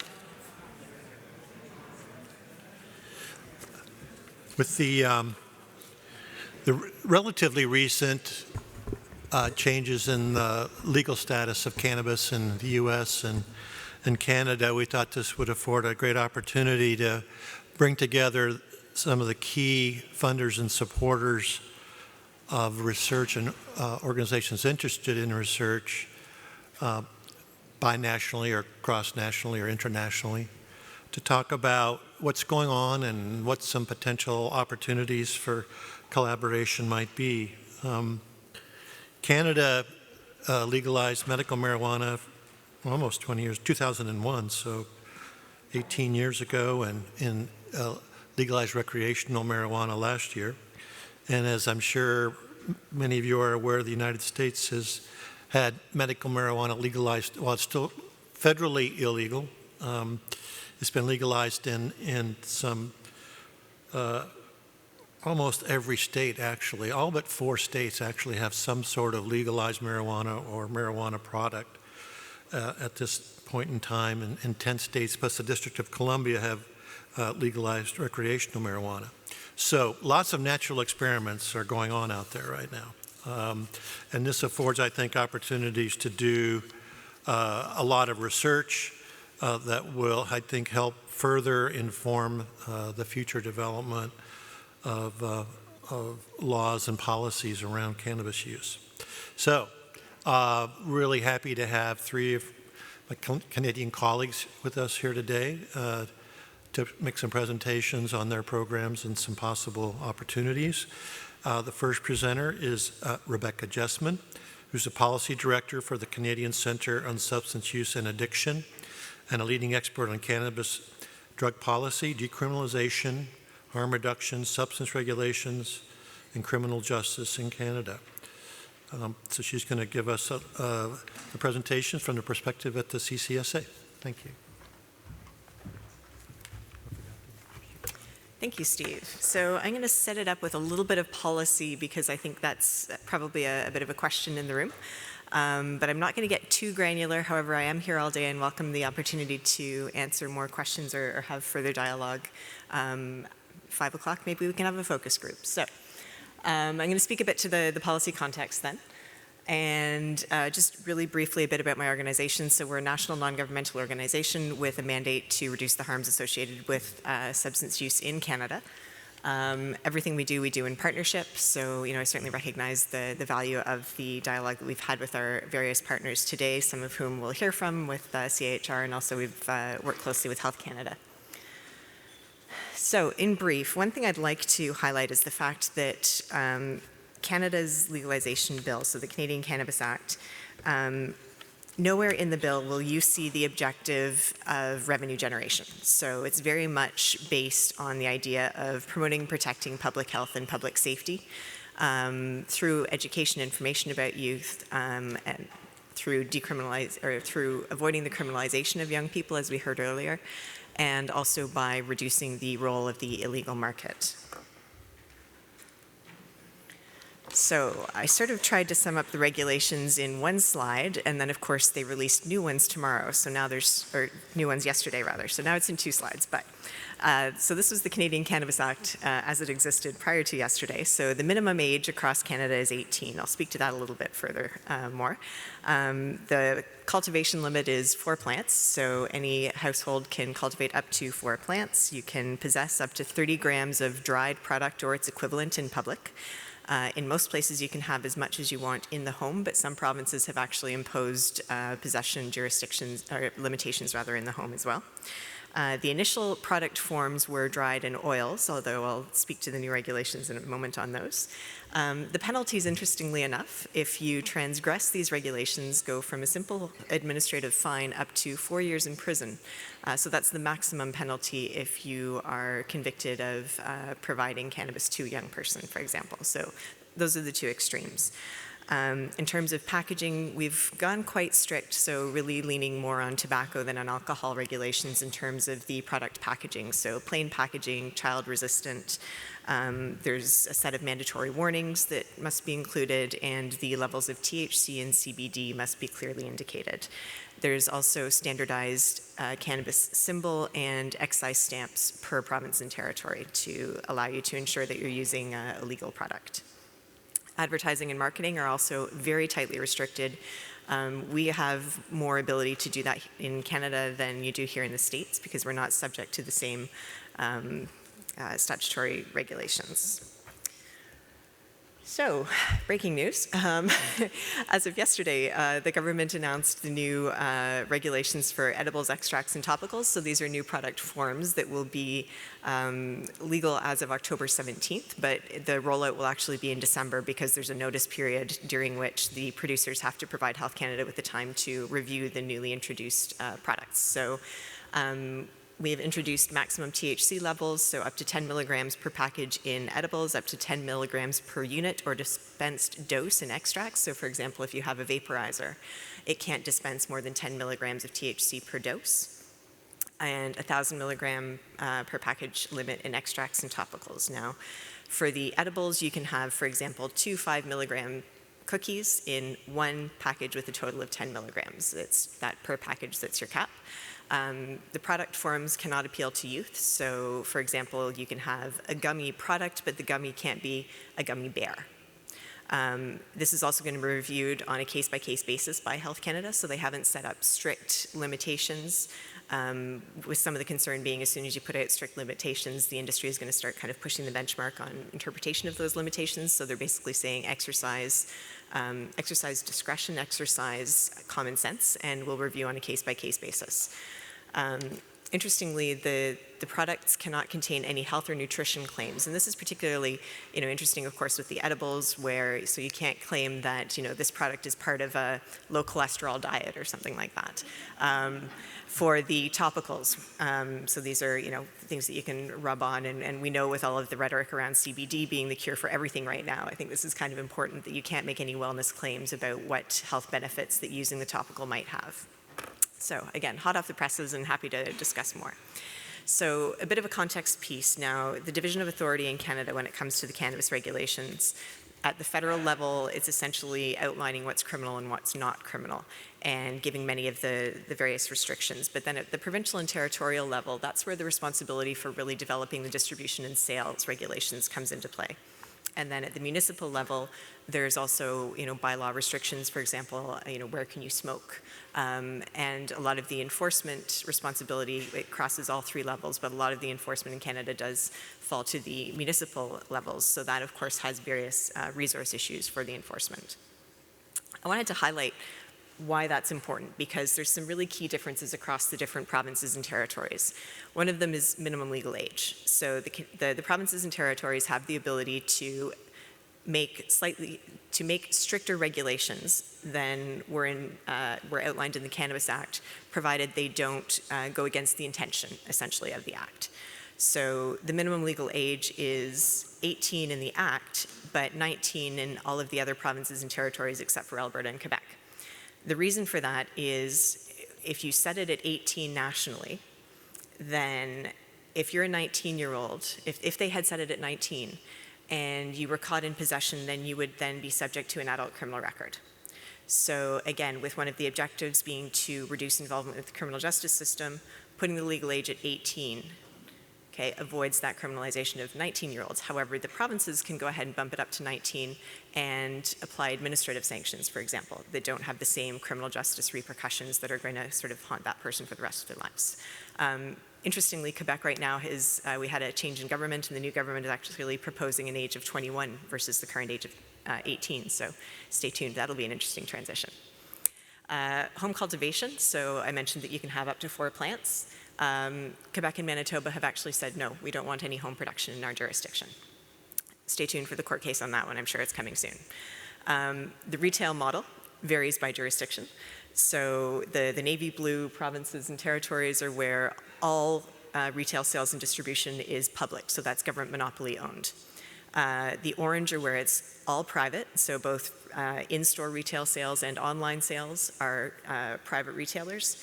And in the aqua, which is what you see in most of Canada, there's some kind of combination where, for example, the standalone retail stores can be privately licensed, but most of the online distribution is through the government monopoly. So when we're talking about doing policy research then, so that kind of sets out a bit of the context, and it's complicated, as all legislation tends to be. So what we're trying to do here, and recognizing that we're kind of really breaking new ground in terms of legalizing a substance that's been illegal for close to 100 years, and only the second country to do so. So we're looking at identifying best practices, so what works, what doesn't work, keeping in mind our objectives of public health and public safety. Informing the provinces and territories so that they can make course corrections as the retail models roll out, for example, because we know that if you look at our kind of accessibility data, we're still very, very early in rolling out the market. We're still trying to get an accessible and available supply network happening. So we're still in a position of being able to apply lessons learned fairly quickly. So how can we conduct research in a way that can inform that development? Part of the Cannabis Act is actually a legislated 3-year review of the implementation of the Act. So we are in a very unique position to be able to directly influence the legislative review of the Act 3 years in by conducting policy relevant research. So I think that's an incredible opportunity that I give Health Canada tremendous credit for. And we know that the world is watching. So, internationally, people are coming to Canada. We've entertained several delegations recently from countries kind of saying, yeah, well, we might be thinking about this. How are you guys doing? So we can inform that and hopefully identify some useful models internationally. So what are some of the challenges and opportunities we're facing? Well, first of all, the opportunity is it's now legal. That makes a huge difference. And green light in terms of what we can do, access to product, et cetera. And we have such an amazing natural experiment in Canada because of the different regulatory structures in each of the provinces and territories. We can compare the various impacts based on the different regulatory structure. This handy dandy map, by the way, if you're interested, is available online. It's on the www.ccsa.ca website. And you can click through and get the regulatory details by province and territory by clicking on different areas of the map. So please feel free to use it. So yeah, opportunity to compare the regulatory impacts across jurisdictions within the country to help to feed into those best practices. Data collection. We have some fantastic population surveys, some of which I'll be following up with the previous presenter to make sure she has all the information on, that are going to help us track implementation over time. So one of the things that we heard from Colorado and Washington, for example, was we didn't have our alignment could have been better in terms of our population survey data, et cetera.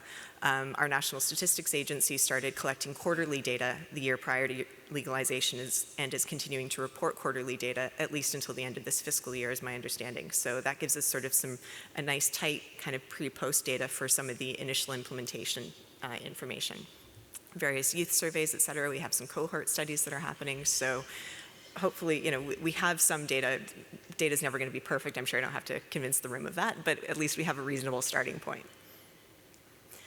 And here's where I'll sort of maybe spend a little bit more time is some of the research questions that we've developed to date. So, of course, everybody wants to know everything. So I've tried to highlight where some of the consistencies have been. We've been doing some stakeholder consultations with the provinces, the territories, government, non-government researchers. So some of the key themes we're hearing are just broadly, what are the health and social impacts of the different regulatory approaches? And that's where the natural experiment of the provinces and territories really comes in nicely. Also, what are the consumption patterns? And what are the health and social impacts, especially of the new products? So we know that there are very, very different impacts according to the product type that you're using. Some of the key messaging that my organization is working on getting out right now with the edibles is, for example, the time to onset, which has implications for risk of accidental overingestion. So, that's the old where, well, I ate some 20 minutes ago, I don't feel anything yet, so I'll have another brownie. And then it takes an hour and a half to kick in, and all of a sudden you're on the floor and you don't know what's happened. Also, duration of impairment, especially with some of the new driving studies that we're seeing that indicates that the actual impact on impairment might exceed the sort of the cognitive level of impairment. So your ability to drive safely might extend beyond the time period that you kind of feel stoned, more particularly with the edibles and extracts. So we certainly need more research on that, and that has very considerable public safety implications for driving and for those who might be working in a safety-sensitive workplace environment to know sort of what is the window before a shift that is safe for me to consume cannabis and in what form, et cetera. So lots to learn there. What is the impact of regulation on the illegal market? Of course, that's a huge question given Canada's objective of reducing the role of the illegal market. Is it working? Is it not working? And also even just how we measure that. So huge opportunities there. Equity is also important, and we've heard a lot about that in yesterday's talk on social determinants, and that's considering what are the different impacts on different age groups, different cultural or ethnic demographics, different locations in Canada. So pre-legalization, we know that being arrested for cannabis possession, for example, you would have 2 to 3 times greater chance of being arrested depending on what part of Canada you lived in.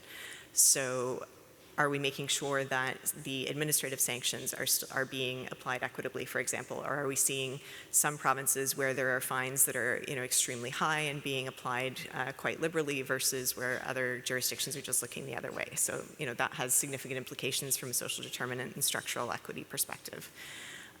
What are some of the effective incentives for lower risk use? So Canada has published lower risk cannabis use guidelines. How do we incentivize their uptake? So one of the things that was introduced in the last budget, for example, was volumetric taxation according to THC. So that's something that, again, we're drawing on the best practice literature from alcohol, where so if we tax higher THC products at a higher level, does that mean that those who are price sensitive, which we know tends to be youth and tends to be those with the lower income bracket and therefore at highest risk of problematic use, are in fact purchasing the lower THC products that are less risky? So these are a lot of the questions that we need to ask and how to do that in an effective way. But we're drawing a lot of assumptions from alcohol and tobacco research. How applicable are those assumptions? Okay, we need to test that theory because we don't really know. We haven't had the opportunity to test them in application to cannabis. And finally, I'll leave it with polysubstance use and substitution. So speaking to the combined use of alcohol and cannabis, and of course the one that we're really hearing a lot about right now is the use of cannabis as potentially a substitute for opioids in various contexts, whether that's being able to reduce opioid use by using cannabis, whether it can actually be a substitute for lesser experiences of pain, et cetera. So in the midst of an opioid crisis, of course, that question is getting a lot of attention. So certainly worth further exploration. But all of this research, although the opportunity of legalization is fantastic, has its challenges. What is a standard dose of cannabis? Okay, we don't have that. We know what a standard drink is for alcohol, but we still don't have a standard measure for cannabis. And the challenge there, of course, is we're going to see continued evolution of product formats, I think. So we're going to have to continue to figure out what is our baseline and then how does it apply to the different product formats as they emerge. We know that the provinces and territories are very stretched when it comes to the resources to implement the regulations, let alone to research their impact. So, we have this beautiful natural experiment, but do we have people who are resourced to actually take advantage of the knowledge that it can generate? Again, the challenge of measuring the illegal market impact really can't be overstated, because the nature of the illegal market is that it operates outside of the standard social, these people aren't filing tax returns that allow us to determine what their sales levels are and what kind of products are leaving the shelves, et cetera. So trying to capture that is always a challenge.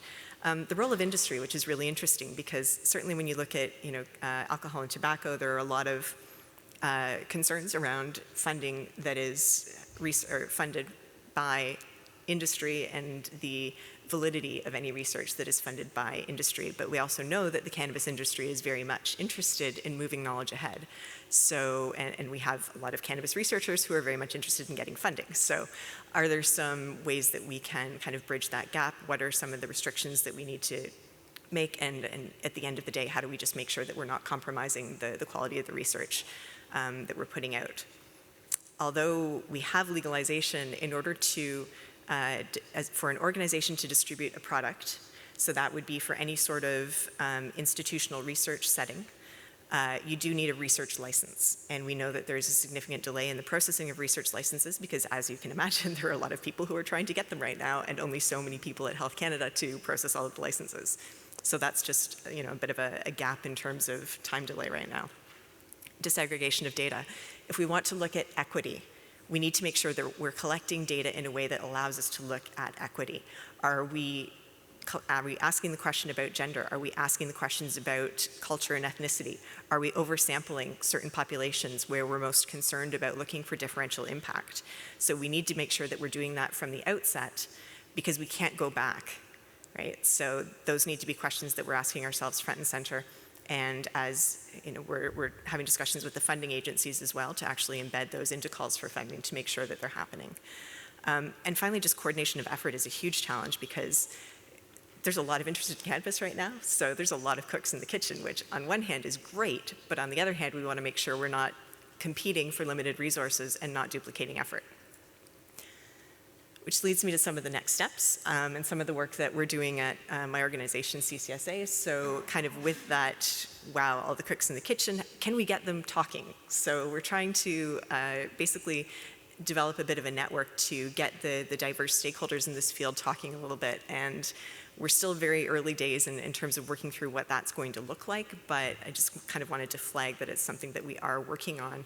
And certainly this is something where we see making connections across Canada, and it would be great to also reach out to folks in the States who are working on cannabis research and ideally other networks, bringing people together. So the idea is not that we're creating the be-all and end-all of cannabis networks, but can we at least have some sort of kind of central point where we're connecting to the various networks so that we can essentially connect the dots, for lack of a better description.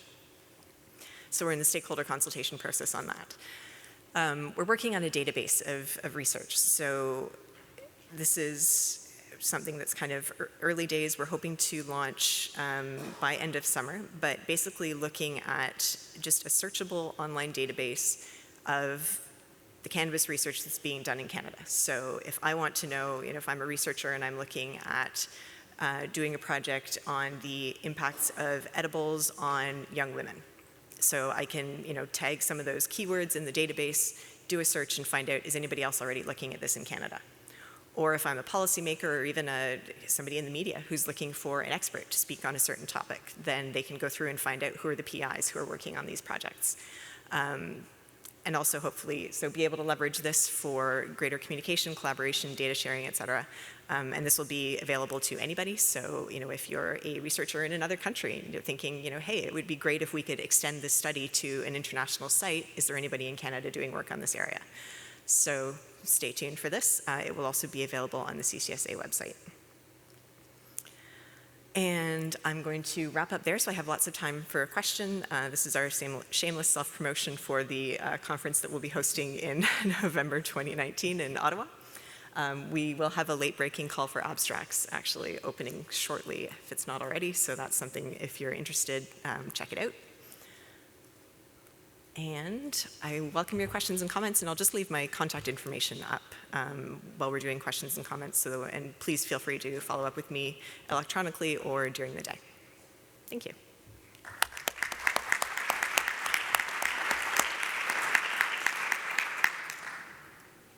Questions? I'll ask one while people are coming up. You mentioned thing about the research licenses and how lots of people are applying and it's slow. I'm just curious because it's an issue that I deal with. It's been pretty much every day in my job in terms of dealing with our own Drug Enforcement Administration and the Schedule I licenses and so forth. Can you just give me the global view perspective on what's the licensing procedure, how many people there are, and what the process is? Unfortunately, I cannot speak in great detail to that because it's not something that I have great familiarity with. Yeah. I think I haven't heard that the process itself is overly burdensome. My understanding is that it's just an issue of backlog right now and having sufficient resources to process them. Well, it's good to know that there's an interest, right? There's certainly an interest, and I know that the folks at Health Canada are also doing what they can do to try to streamline the application and clear the backlog because it's certainly in their best interest to get this research off the ground as well. Excellent. Marcel, you want to go first? So, web-based research happening in Canada, that's really awesome. I'm wondering whether that's something that yes. We're having Curtis, we're having some microphone problems with that microphone. It keeps cutting out a lot. I don't know if you have a substitute, or maybe we should switch to a single microphone. I don't know. So in the meantime, we're going to go over here. I did hear the question. I did hear the question. I'm happy to respond. Sorry. Yeah. So the question was, can we do that database can we bridge it over to the US? I mean, because we're a small shop, I have one guy working on this. And it'll be, so we have to be pretty narrow in terms of our scope just to keep it feasible. So we're limiting it, for example, to research. So we're not getting into the medical side of the research because we know that there's another organization that's actually working on that. The Canadian Consortium for the Investigation of Cannabinoids is doing a database on medical. So we're not going to try to duplicate that. We would be happy to share any templates, et cetera, that we have developed through this with US partners. If they wanted to do up a partner database, we'll have an online submission form, for example. We could share those templates. So happy to share everything, but we don't have the capacity to take on doing a US branch. Yeah, I think it's just really, really important. And right now, we have clinicaltrials.gov, which is one section of what's going on, but there's a whole bunch of other studies going on outside of that we just don't really have. Well, that's it. Especially the policy research doesn't often get captured in some of the clinical trials databases. So that's what we're trying to fill. Awesome effort. For what it's worth, the policy research that we fund at NIDA, just personally, I'm trying to put together something like this that is searchable just for my own benefit, but right now it's just for the funded research that we're doing at NIDA. But if I actually have made note to talk to you about what you're doing and see if we can figure out some way to bridge this, because it would be nice to broaden it to all of the work, not just for me, but for everybody. Great. So there's lots of questions. I'm just going to ask people to try to be brief in their questions and maybe I'll be brief in my answers. At least plenty of time for follow-up during lunch and so forth, but just so Rick can get a chance to ask. Okay, Larissa, UCSF, San Francisco. I'm interested in the legal minimum age because I've seen there were differences, and when we think about the legal age, we also have to think about that the first time experience with cannabis use is for most of the people at the age of 12 to maybe 21, so it's still under the minimum age. And I wonder whether this has been in part of the discussions in Canada. Huge part of discussion. We had everybody, we had proposals that the minimum age should be 14, should be 16, or should be up to 21, because we know that's, the age until which the brain is developing. 18 was basically because that's where your criminal justice involvement as an adult, so that was kind of a key turning point. And then most of the provinces have gone to 19 in order to match with the legal age of access for alcohol. So, and that was a message that my organization actually put forward, because that's, and supported, if basically it's consistency in saying that if we trust you at this age to have the maturity to use an intoxicating substance, then that applies to cannabis as well as it does to alcohol. So that's the kind of the foundation around the decision there. I'll be quick. Communication and collaboration was the center there. So to Marcel's point, if information can be shared or methods can be shared, that kind of thing, it would be good. The question was really about harm reduction, encouragement with access, and how vaping in the present vape products, which are still, with a big question mark as to their ability to be used for distribution of strange substances conveniently. There's lots of Yep. controversy. So could you tell me a little bit about vape products? Sure. So vape products will be regulated along with the extracts coming in October of this next year. So that was part of the regulations that were announced yesterday. So again, that's where you get into the dosage controls. So they wouldn't be able to, they'd have to have a control in the dispensation so that you can only have up to a 10 milligram dose.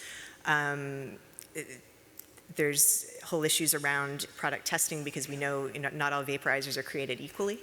So I think that question is going to continue, and just from a public education perspective, it's making sure that the public is educated about that as well. And even if you look at the lower risk cannabis use guidelines right now, they actually say that recognize that smoking and combustion is, strictly speaking, a harmful way to ingest any product, and encouraging people to look at lower risk, such as lower heat combustion methods like a vaporizer, for example. So certainly it's going to be an issue that will continue to be a priority and emerge from a public safety perspective. Thanks. Hi, Bruna. Hi, Rebecca. I didn't know you were here. I'm here. So I just thought, I don't know if you want a little bit more information on the delay with the research licenses. So I'm a scientist and I work in the Controlled Substances Directorate at Health Canada, and the focus of my research is drug-impaired driving, and specifically my focus has been on cannabis.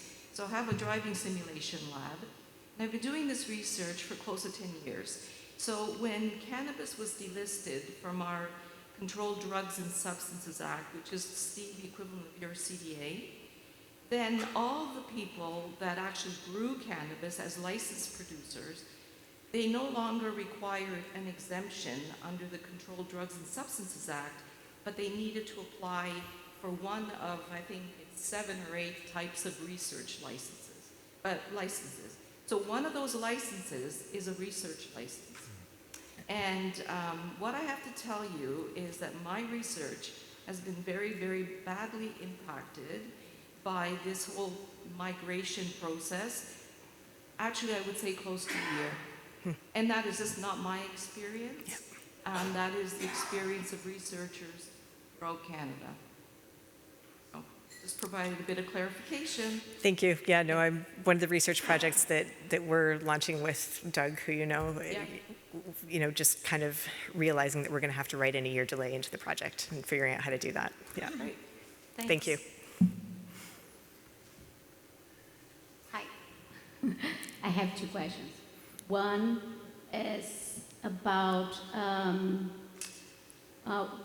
what are you thinking in terms of Canada is thinking about giving pardon for people that were arrested for that have criminal records for possession of cannabis, because this impacts on the prison system. Mm-hmm.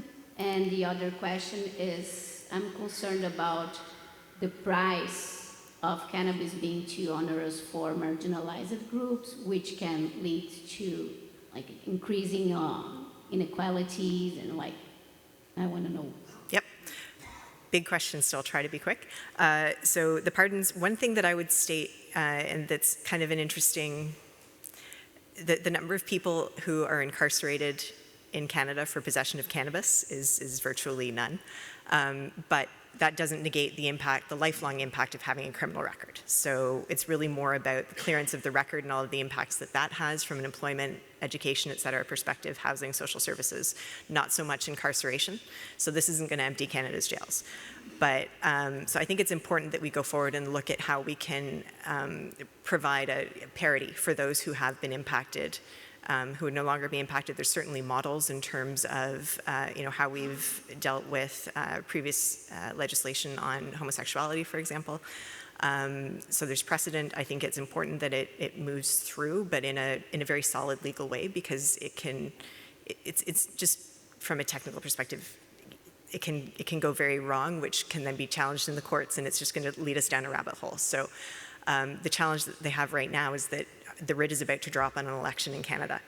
And I'm not sure that pardons legislation is going to pass before that happens. So we might be looking at a significant delay, and the shape that legislation will take under the next government is going to be strongly influenced by what that government looks like, and that's a very big question right now in Canada. So. Oh, and equity. Agreed, that's something that's being looked at, but it's also important to note right now, when you're looking at the cannabis prices in Canada right now, they are high.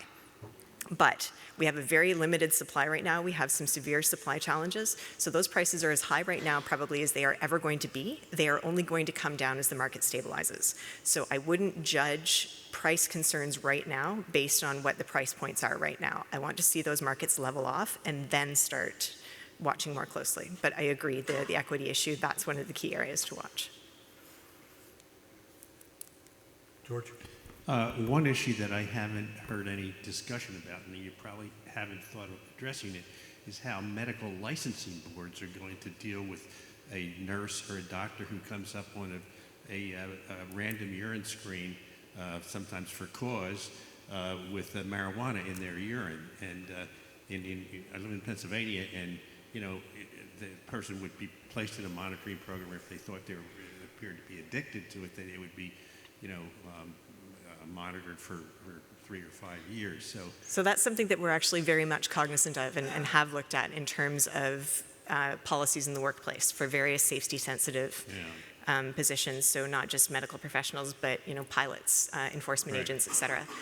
Basically, if you have a comprehensive substance use policy in the workplace, that policy should address all intoxicants. So it should address, it's cannabis, alcohol, everything. So it's not looking at cannabis as an illegal product that would completely prohibit. It's, are you using cannabis in a way that is harmful to you or potentially compromising your ability to do your job safely?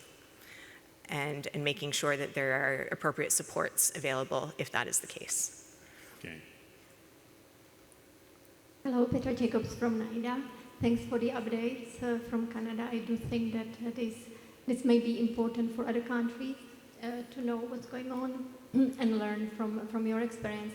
And I'm wondering if you see any changes in illegal cannabis market already, and what are the changes? I just heard in Uruguay what happened with different kinds of cannabinoids getting on the market. So I'm wondering if you already see those changes in Canada as well. So again, I think it's really too soon because there's really not consistent accessibility of legal product yet. We are seeing about, I would say about a 15% increase in terms of accessing the legal market overall, which given the challenges we've had to date actually isn't that bad, only 6 months in. So, but yeah, I think it's something we're gonna have to continue to watch, and we know that that's one of the reasons why we haven't prohibited certain types of products like dabs, shatters, et cetera. You can actually have those provided they meet the THC caps that have been set, because there's the recognition that if we ban it, it's just going to open the door to the illegal market. So, but I can talk about that one all day. Okay. So. Okay, thank you very much. I think we're going to have to stop.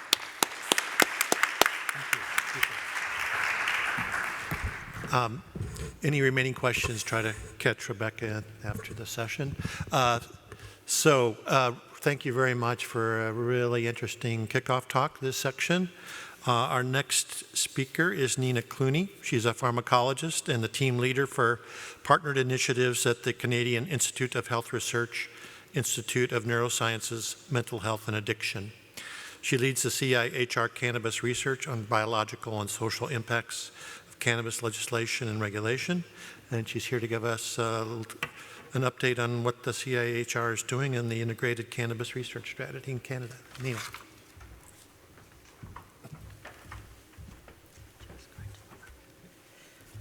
Thank you for the introduction, and thank you to the organisers for inviting me here to talk about our integrated cannabis research strategy.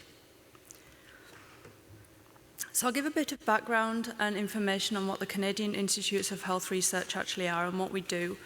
We are the federal funding agency for health research in Canada, and we seek to transform health research in Canada through mainly funding research under 2 different types. So we have investigator-initiated research, which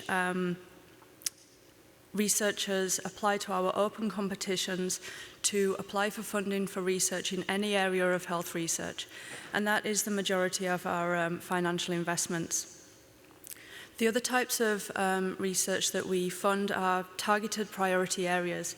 So where an area of emergent need is identified, a funding opportunity, a competition is designed and developed to address that need. So in these kind of ways, we build research capacity in underdeveloped areas. We also fund and support training for the next generation of health researchers. And a large part of what CIHR does and its mandate is focusing on translating the knowledge from the research setting to real-world applications. And we don't just provide funding, we also actually provide the Government of Canada with advice and evidence to support their evidence-based decision-making.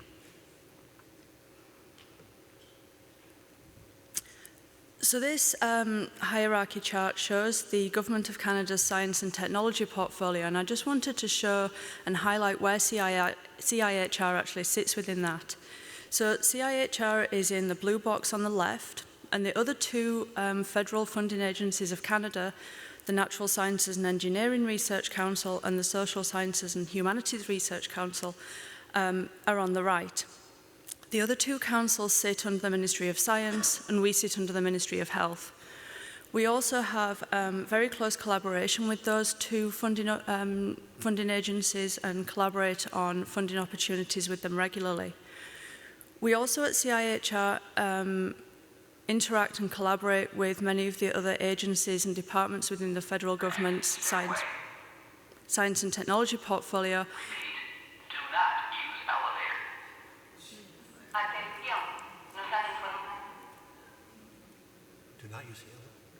I think we have a fire alarm.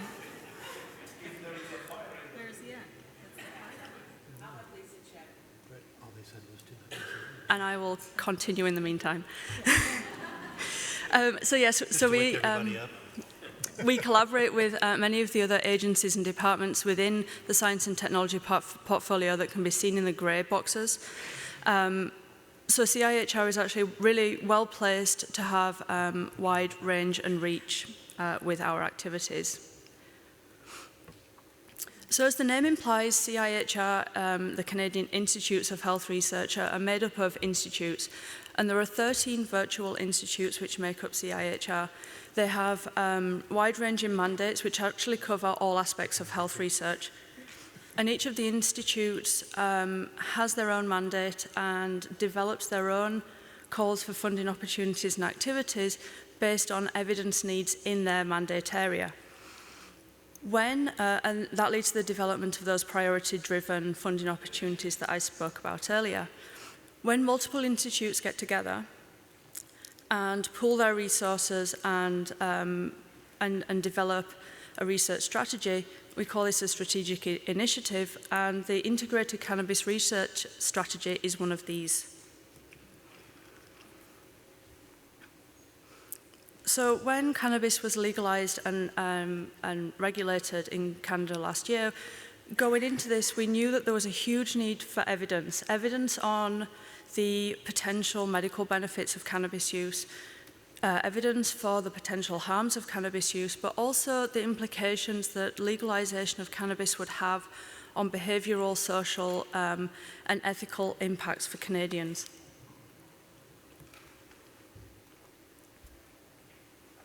Prior to legalization, there was a task force that was formed for legalization and regulation, and this, not surprisingly, highlighted huge evidence gaps across all components of the legalization framework, not just in health research. And health professionals, prior to legalization and even to this day, are still calling for a huge amount of evidence to help for their recommendations for their patients. Patients are going to their GPs and primary care physicians, asking if cannabis can be used for a certain symptom or ailment or disease, and the doctors really don't have any evidence on which to base their recommendations. Provincial territorial governments have been developing and implementing policy and practices, and this really is based on incomplete and inconclusive evidence. And of course, the largest stakeholder for the Canadian government is the Canadian people, and the public has many concerns, especially relating to the health effects of cannabis use among youth. So knowing that there is this huge amount of evidence that is needed, CIHR's Institute of Neurosciences, Mental Health and Addiction developed the Innovative and Collaborative Integrated Cannabis Research Strategy, or ICRS, to support the advancement of scientific knowledge, but also more importantly, or as importantly, to translate that scientific knowledge on cannabis in Canada. So the ICRS, excuse me, the ICRS actually builds on a very solid foundation of cannabis research in Canada. There is a solid foundation of interdepartmental engagement, and CIHR has previously invested $24 million in cannabis research in the 5 years prior to legalization. Now because this was prior to our ICRS being developed, this money was invested through our investigator-initiated open competitions, and over a third of that money was actually invested in the final year before legalization. That's not surprising that people would be interested in getting into cannabis research prior to legalization, but because this is an open competition, it actually shows that the quality of applications was extremely strong in that final year because so much of that money was being invested then. So the objectives of the ICRS are to provide evidence to meet the federal, provincial and territorial and other knowledge user needs, to ensure data and information sharing. I think it's very important that when data and information is generated and evidence is generated, that it's not just kept localized, it needs to be disseminated so that comparisons can be made and duplicity is avoided. And we of course want to facilitate by sharing this data and information, collaboration across national stakeholders. And there's a list of our guiding principles there. They're not in any hierarchy or priority, but we do have a large focus on mobilizing that knowledge once it has been generated. So the ICRS supports 3 different research streams. On the one side, we are very keen to understand the harms of cannabis use because you can't prevent or treat the harms if you don't first understand them. And then on the flip side of that, we do know that there is mild to moderate evidence for a therapeutic use of cannabis in certain circumstances, and so we need to increase the we will be supporting research into those medical benefits. And underlying those research streams are activities which will synthesize, translate, and increase access to the evidence, and as well as filling those evidence gaps in those specific target areas. Of course, cannabis research in health research is such a wide and broad topic area that we have to try and narrow things down to the priority areas. And of course, the ICRS can't be done alone. CIHR can't do it on its own. So we have leveraged partnerships. We are partnering quite closely with the CCSA and also the Mental Health Commission of Canada. And we've partnered with 3 of the health charities in Canada. And it won't be a surprise that those 3 health charities are the ones who relate to the areas where there is mild to moderate evidence for cannabis use in a therapeutic area. So, for example, nausea in cancer patients, excuse me, spasticity in multiple sclerosis patients, and pain in arthritis patients.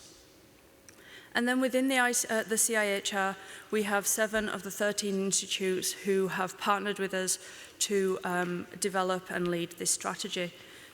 In total, with all these partnerships, we have over $33 million. It's targeted investment that will start to be spent in the next 9 years. So our first funding opportunity under the ICRS was a series of Catalyst grants. Catalyst grants are 1-year grants to develop rapid response to an emerging need. And these population health intervention research grants were focused on the legalization and regulation of cannabis in Canada. And grants included research topics which were in areas of immediate need that were identified through consultations and workshops. So $1.4 million was awarded for these 14 grants. Their funding period just ended in the spring. and we held our first knowledge exchange workshop in partnership with CCSA just this week. We had the researchers and stakeholders involved in those grants sharing data, discussing results, and providing context to the project findings.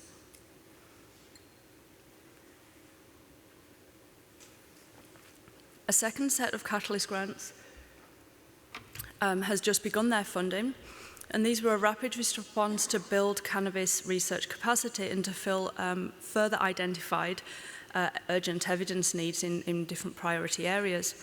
So the funded grants included research topics on the left, very similar to those that were funded in the first round of Catalyst grants, and those on the right were the new emerging areas of need, so cannabis and pain, polysubstance use, the effects of cannabis use on mental health, and potential therapeutic effects of cannabis use. And so $3.1 million was awarded for 26 grants, and we did that in partnership with CCSA and the Mental Health Commission of Canada. We began to hear from stakeholders such as Veterans Affairs Canada, the police chiefs associations, the paramedic associations, of other areas of dire need of evidence. And so we launched a priority announcement to support 3 one-year grants in research on edible products, driving safety, and therapeutic uses of cannabis in military personnel and veterans. Those applications are being reviewed and the funding will start in October. So that finalizes the rapid response one-year short-term funding opportunities that we have launched. And just in the last few months, we've launched our 2 multi-year funding opportunities. The first of which is Team Grants Cannabis Research in Priority Areas. And these grants will fund 5 years of research to explore the potential therapeutic benefits and understand the harms associated with cannabis use in a wide-ranging reach of research areas. That funding will start next January and will run for 5 years. And this is $16.5 million of investment to fund 11 grants in partnership with multiple of the CIHR institutes, as well as those health charities and the Mental Health Commission of Canada. And our most recently launched multi-year funding opportunity is our Partnerships of Cannabis Policy Evaluation. So Part 1 was launched just in June, and these grants are going to fund the robust coordinated evaluation of existing cannabis-related policies in Canada, with the idea being that the researchers would be embedded with the provincial, territorial, or Indigenous community and evaluate the policies that they have in place in certain areas so that the policies can be adapted to maximise benefits and minimise harms for Canadians. And so a large part of the Partnerships for Policy Evaluation grants is going to be the mobilisation of knowledge between the 11 teams to ensure that data can be compared and findings can be and duplicity can be avoided. So there's going to be, in association with CCSA, who are the main funders of this funding opportunity, there's going to be a knowledge mobilisation hub created, which all the teams will be encouraged to interact with to generate the dissemination of the knowledge, not just between the teams, but to the broader community and stakeholders. Then there's going to be a second part to this funding opportunity. Once the teams are up and running and the knowledge mobilisation hub is being created, a second funding opportunity will be launched for a data coordinating office. And this will be between the teams to ensure that the data interoperability, harmonisation and sharing occurs. Again, so that there's not duplicity of work and that power can be made from the 11 teams. It's not just 11 separate teams. We could see it as a large network. And our thinking is that this policy evaluation programme as a whole could potentially serve as a model to compare policies across countries, different US states, between countries, and this could be a source of collaboration internationally. So the ICRS isn't just concerned with funding research, although that is the main prerogative. We are also holding activities, and we organised a consensus measures workshop last November, which brought government, researchers and key experts from across the world together to try to reach consensus on definitions of key measures for a common language to guide future cannabis research and surveillance. That was a very large task to try and do in a day-and-a-half workshop, and I know that some of the people who were in the room were invited to that workshop.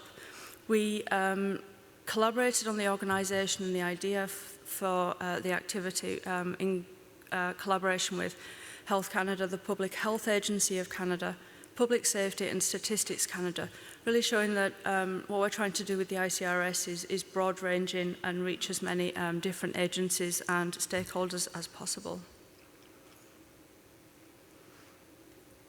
And then something which we really want to ensure happens with the ICRS is that the knowledge that is generated by researchers is translated and exchanged to stakeholders. So we just this week held an end-of-grant workshop, and any of the one-year grant opportunities will have these workshops. For the multi-year grant, we will have annual progress workshops to really ensure that the knowledge that is happening, we don't just wait 5 years to find out what the research produced. We're finding out very regularly what the evidence is so that we can be as nimble and flexible as possible in our response to emerging evidence needs. So these activities we will facilitate knowledge translation and exchange. This will lead to the identification of knowledge gaps, which will then further lead to the development and launch of more strategic funding opportunities. And this kind of triangular, bidirectional cycle is quite unique to CIHR, where a priority area and funding opportunity is launched. They hold an end-of-grant workshop, but quite often the purpose or the priority area is then filled, the knowledge gap is filled, and so you don't actually get this triangular system. With cannabis, I think this triangle is just going to keep cycling and cycling. So looking beyond where we are now and what we've been doing, our next steps would be to look at multi-sectoral collaborations. Obviously, the impact of cannabis legalization isn't just related to health research, and we know that there are priority areas across sectors of the federal government. We've had interest from NSERC and SHERC, the other federal funding agencies in Canada, and also the National Research Council have shown an interest in the research strategy, and we're also engaging on a regular basis with other federal departments. We have a preliminary agreement to focus on cannabis impairment and driving, because that is something which the impacts of it impacts many different areas, not just health research. Something else which we're learning and that we learned quite a lot about in an end-of-grant workshop we just held was cannabis impairment in the workplace, and the worrying aspect that people don't realize that they could be impaired by using cannabis at work. And so this is definitely a government concern and an area for initial collaboration. So this is just a roadmap of where we envisage the ICRS, where it is now, and where we envisage it going. We're currently right in the middle of that foundation phase, phase one. The initial short-term funding opportunities, some are wrapping up, some have just started, some haven't even begun to be funded yet. And we're moving into multi-year funding opportunities. And that foundation area is where the $33 million lies that I said that we had investments on. We also do have other funding opportunities that will be coming out in the next couple of years. And then hopefully what we learn from phase one with more funding could be put into developing phase two, where we could build on the evidence base that we currently have. We could begin to build medical benefit partnerships. We currently do not have the funds to support anything like a clinical trial or to fully investigate a huge range of medical benefits of cannabis, and also those multi-sectoral and also multi-country collaborations as more of the states and more of the countries around the world start to look at legalizing and regulating cannabis. And I'm happy to take any questions. Thank you.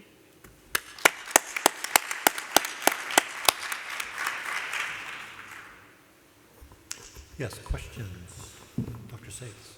Yeah, thank you very much. I'm particularly interested in the Institute's interest in medical benefit. And the reason is most pharmaceutical studies are done by pharmaceutical companies. And I'm wondering what the strategy is here. Are you looking to, and the literature on benefits in cannabis is often about sort of cannabis in general, maybe some smoked cannabis, but you don't know what the product was, and so you can't really recommend it to anybody because you don't know what they're going to get. So are you aiming to look at specific cannabinoids in placebo-controlled trials with specific doses, that sort of medical benefit, or surveys of whether people say they were benefited, or what's the strategy there? So are you talking in relation to the team grants that we have just launched, or down the line? I don't know. I saw a few times you mentioned medical benefit, but I don't know. So for the multi-year funding opportunities that we have launched now, where we're actually encouraging, mandating the research areas being medical benefit or harms of cannabis use. Now that it's legal, it's a lot easier to actually research that, and what the researchers want to do is up to them, and whatever they want to put in their application. So I have seen some of the applications, and some are basic science, looking at specific cannabinoids in animal models, and then also teaming that with more clinical research of people who will be smoking a specified dose, at specified times. But it's all researcher-led, yeah. Okay. Jim. Okay. Thank you very much. This is a very clear presentation, and it reminded me of the beginnings of something that could happen at the Canadian and U.S. border that resembles the U.S.-Mexico border initiative at NIDA, where there's a deliberate look along the border at issues that have to do with NIDA priorities. One of those priorities, of course, is the possibility that setting the age at 21 or 18 or 14 or whatever age the minimum legal age would be, is that there will be seepage downward toward earlier adolescence and maybe even to children. And there are two epidemiological parameters that are really important, and one of them is the age at first use, of course, and most people are measuring that. The month and the year of first use is also fairly crucial and can be remembered and reported quite reliably and accurately for as many as 24 months after the first use, because it's kind of a novel event that is almost like, as you can think of, the first time you ever drank a full drink of alcohol. But another event that's a little more difficult to measure but possible to measure, and we've done it in the U.S. and Mexico and in OAS region of Latin America generally, and that's the age at first chance to try. This is a little harder to get at the month and year, but it can be done. But the United States, unfortunately, stopped asking questions about the age of the first month to try, roughly 1994. And so we don't have comparable data, but something along the border that might be very informative for the National Health, the CIHR, and for the Cannabis Policy Initiative is to start measuring along the border the age at first chance to try, not only for those who are of legal age, but also for the younger ones, and then the transition probabilities and time to the first use, because that will become a crucial parameter that we should be trying to influence as we refine cannabis policies. Yeah, that's a really good point, thank you. Brian. Be careful how I we find it difficult to get funding that really supports international collaborations. We had a couple of applications that I'm sorry, the microphone's cutting out. I okay, can't. Sorry. I'll speak loudly. Yeah. Any of your granting mechanisms recognize and actively support international collaborations with researchers, or is that a more difficult step? So CIHR as a whole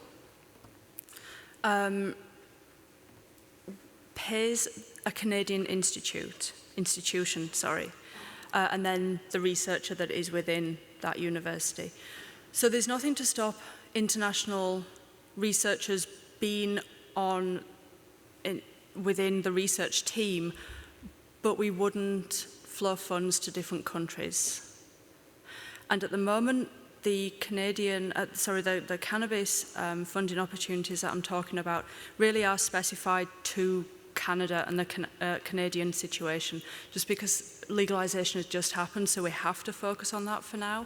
And so I think long term, definitely there could be an opportunity for international collaboration. CIHR does collaborate with NIH and some of the European countries on different types of funding opportunities. So that's definitely something that we are thinking about, funding reliant. Our experience has been in the synthetic cannabinoid area and trying to address designer drugs as they emerge in different areas. See the similar interest in this area. Yeah. Okay, one more question? George O'Neill from Western Australia. We've got a number of areas where cannabis is grown with enthusiasm, and the local workers would claim to have very high THC content, and we're getting a big crop of young people turning up in their mid-20s who usually started their cannabis at 10 or 11 or 12, and so these people are presenting with a syndrome that if they stop their cannabis on the first day they're vomiting, and the second day they're anxious, and on the third day they've got severe paranoia, and by the fourth day they're being admitted to the psych ward with psychosis. Are you investing any money in dealing with this group of people in terms of looking for treatments for them? So some of the Catalyst grants that have been funded have been related to mental health, and a few specifically on psychosis. And I know that the team grants that we are funding, there's going to be 3 grants given to the mental health research area. So stay tuned. Yeah. Good. Thank you.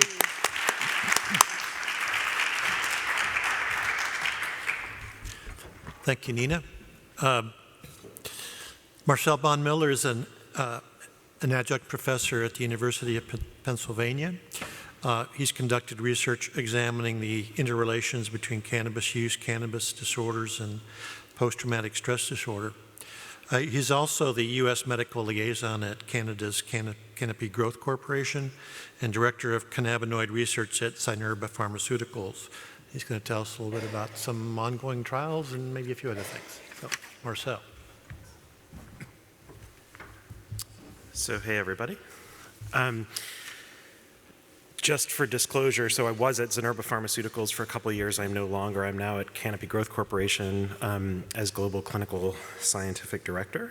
And I'm going to just talk a little bit about sort of broadly the landscape. So I've been a cannabinoid researcher for almost 2 decades now, and it's just been fascinating to see this whole emergence and shift. And so talking a little bit about kind of how there can be synergy between Canada and the US. Maybe not, if I can push this button. Button not working? Doesn't seem to be. Oop. We're on it. Okay. You can look at the pretty slide. Awesome. So, landscape in Canada. This has been touched on by the other speakers as well. So this kind of all got its legs in the late 90s, around the same time, right, that California passed their law. I think that was 96. So Canada sort of in 97 with this initial court ruling, of course, a few years before it's implemented. And then revisions to that up until, more recently what we have now is recreational use as well as medicinal use within Canada. What's interesting, and this is what we're seeing, this is a graph from 2016 through 2018 at a quarterly basis looking at cannabis sales, and this is in kilograms. And you see a large increase, right, in flower as well as oil across Canada. So now there are 180 licensed producers, 370,000 plus patients, and that's increasing and growing at a 10% rate per month. And in terms of dried cannabis, what we're seeing in terms of average amounts of use is between 0.75 for average amount purchased, 0.75 grams per day, and authorizations up to 2.1 grams per day. The US, so to sort of switch, this is the map, and if, I keep checking every time, going online, and, has it changed today? This is where we're at, I believe, at the moment, in terms of just recreational and medicinal states. Now, of course, as was mentioned before by Steve, there are a lot of other states that have sort of CBD-only laws, right? So really, if you fill those in, it's actually very little that aren't engaged in one way or another, but this is sort of looking more broadly at the medical and recreational map in the US right now. But of course, that's a state-by-state basis, right? And these are all state laws, and every state is kind of coming up with their own thing. But from a US regulatory standpoint, it's actually even a bit more confusing, I would say. So just to sort of think about this, right? And this is just driving this home from my perspective as a researcher, and I'm based in the United States. THC, right? A lot of folks are doing research on THC. What schedule's THC in? Is it Schedule 1, 2, 3, all of them, none of them? So the answer is it's in all of them. THC coming from cannabis is in Schedule 1, dronabinol is in Schedule 3, and syndrose, though I don't know if syndrose is going to exist any longer because Insys just went bankrupt, but they're in Schedule 2, right? So you have the exact same molecule, and just based on the preparation or the source, it's in 3 different schedules within the CSA. And so again, this just sort of highlights the complexity of this issue. Now, what about CBD, right? So is CBD in Schedule 2, 3, 4, all of the above, none of the above? The answer is none of the above. And this is, again, sort of, I think I have another slide that highlights it. So this again is the issue, right? This is confusion, and this is difficulty from pharmaceutical development, from a research standpoint, all across the board, right? So CBD that's derived from hemp, with the introduction of the Farm Bill, has been removed from the CSA. CBD made by GW Pharmaceuticals in Epidiolex form is Schedule 5. And any other CBD preparation remains at Schedule 1. And again, this confusion, but it's kind of crazy to think, right, CBD derived from hemp is less than 0.3%. GW's pharmaceutical preparation is less than 0.3% for hemp, less than 0.1% for Epidiolex. And then you can have pure CBD, the cleanest of it all, that remains in Schedule 1. So the increasing amounts of THC that you can have in the preparation, the less scheduled it is. So again, just shows complexity and confusion, I think, in this space. And like I said, the Farm Bill has just added to this, right? And so now you're seeing movement, not only from a sales perspective, from also a research perspective, now that you've essentially pulled hemp-derived CBD out of the CSA. And the implications for that from a research perspective, of course, from a sales perspective, are pretty widespread. And right now, as you hear with the FDA meeting that was a couple weeks ago, people are still scratching their heads and trying to figure out how to deal with this. And we've just talked, that was just a highlight of Canada and the United States, but this is going on globally, right? And so this is a slide just giving you an idea of what's going on, where you have some countries that are exploring this right now. We have industrial hemp, of course. This is the US only thing that's going on with the Farm Bill. You have medical and adult use legalized in a number of countries, and medical use legalized, as you see, in a pretty wide swath. So now I'm going to switch to just talk a little bit about Canopy and how we're sort of playing in this space. So I have kind of a couple hats, and I'll be switching back and forth from my cannabis researcher hat. to sort of talking a little bit about, from a Canopy perspective, how we're integrating and trying to support this relationship and build research, really, because it's a unique company in that way, and that's why I've joined recently. So we have 11 operations, multiple GMP facilities. So again, and I'll get into quality and the importance of quality as I go through this. We have about 4.4 million square feet of licensed facility right now, over 1.3 million square feet expansion underway. So we're essentially growing across and producing across a number of areas within Canada. We have about 3,000 employees. The number is kind of crazy every time I get on these calls, and I've been bringing a few folks into the company. We're hiring 50 people a week in Canada. It's the HR, I feel really bad for them because it's a hell of a thing. We have operations in over 12 countries on 5 continents. And we are also working on, and I'll get into some of these acquisitions and how this plays into this, but we're really looking at partnering and acquiring with a number of places that are really known for quality within this space, including last year's acquisition of Storz & Bickel, so the producer of the Volcano and the Mighty, essentially the premier vape device, I would say, on the market, medical grade.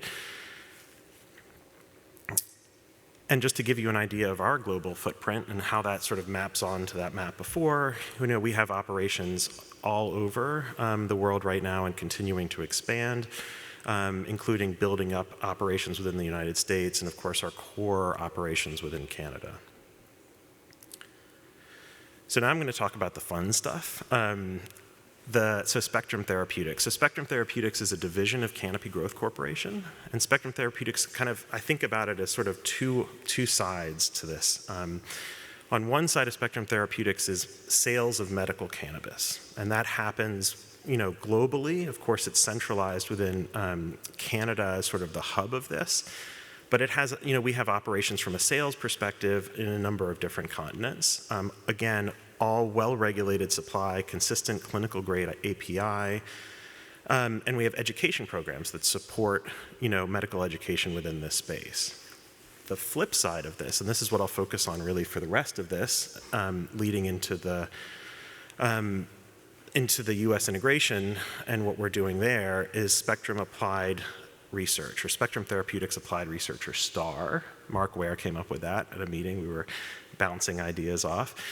And STAR is really sort of the R&D side, right? So we have the medical sales side on one, and then the R&D side on the other. And that R&D side is what I'm going to talk about. And really, this is clinical trials. This is really doing the research that's needed. And the fun part, again, not to plug this, and that's not really the point, but working with, having folks together that are similar-minded, that have been doing this research for a long time, from a research perspective, we know what's needed, and we know it's high-quality research that's needed, and we know it's high-quality product that's needed to do that research. And so it's kind of fun to have folks that are coming in that have done this for a long time that are just like, whoa, this is an opportunity to actually drive this space forward. So when I talk, Spectrum, and this is the kind of core of Spectrum Therapeutics, is the product itself. And it's called Spectrum because it's a spectrum of colors. And those have to do with how much THC or CBD balance there is in a given product. And these things are across the board, from flower, oil, and soft gels. When you talk about red, you're talking about a high THC. When you talk about blue, you're talking about a balance. And when you're talking about yellow, you're talking about a high CBD product. And so yellow is about 30-to-1 or so CBD to THC. And this is sort of the... And we have export of Spectrum product to 10 countries right now, including Germany and Poland. But really, and again, this is touched on the prior talks, the most important part of this is, and as a foundation for what we're doing is quality assurance, right? Every product has to go through validated lab testing, meeting specs, our products exceed Health Canada requirements. We test for 13 cannabinoids and 21 terpenes, as well as, of course, heavy metals, microbiologicals, including yeasts, molds, and bacteria. We test for pesticides, 96 of them, microscopic visual inspection, and we also do cold pasteurization. So this is, again, our commitment to quality here, and it's really important, and this, a couple collaborators in the room, Brian Thomas included, again, now we'll switch hats onto the academic side, right? Like from a quality perspective, this is a huge problem, right? So we published a paper a couple of years ago where we tested products that are available in the United States, right? And this wasn't pharma driven or anything. It was just like, hey, from like, we need to know this stuff. And so we tested CBD products, ordered them, and literally it was anything. And now, of course, I'm glad we did it then versus now, because I would have had to spend a lot more money because there's so many more products now in the market. But we bought everything, literally everything. It wasn't like a representative sample. We bought it all. And if it was within a given company, they had multiple different CBD products with different concentrations or branding. We bought each of those from that company, and then again, repeated this in every company that we could order from. Did testing on these products, and what we found, right, is that the accuracy of, the labeling of CBD, just starting out from like basics, right, like say what's in it, was off, over 70% of the time, either under-labeled or over-labeled, right? And so that's a problem. And there have, of course, been lots of studies since this that's sort of broken this down, but, there needs to be transparency, of course, in terms of what's in it. THC was in a number of products and wasn't even labeled, or, this was a CBD product, but we found, in some cases, pretty decent amounts of THC in these products.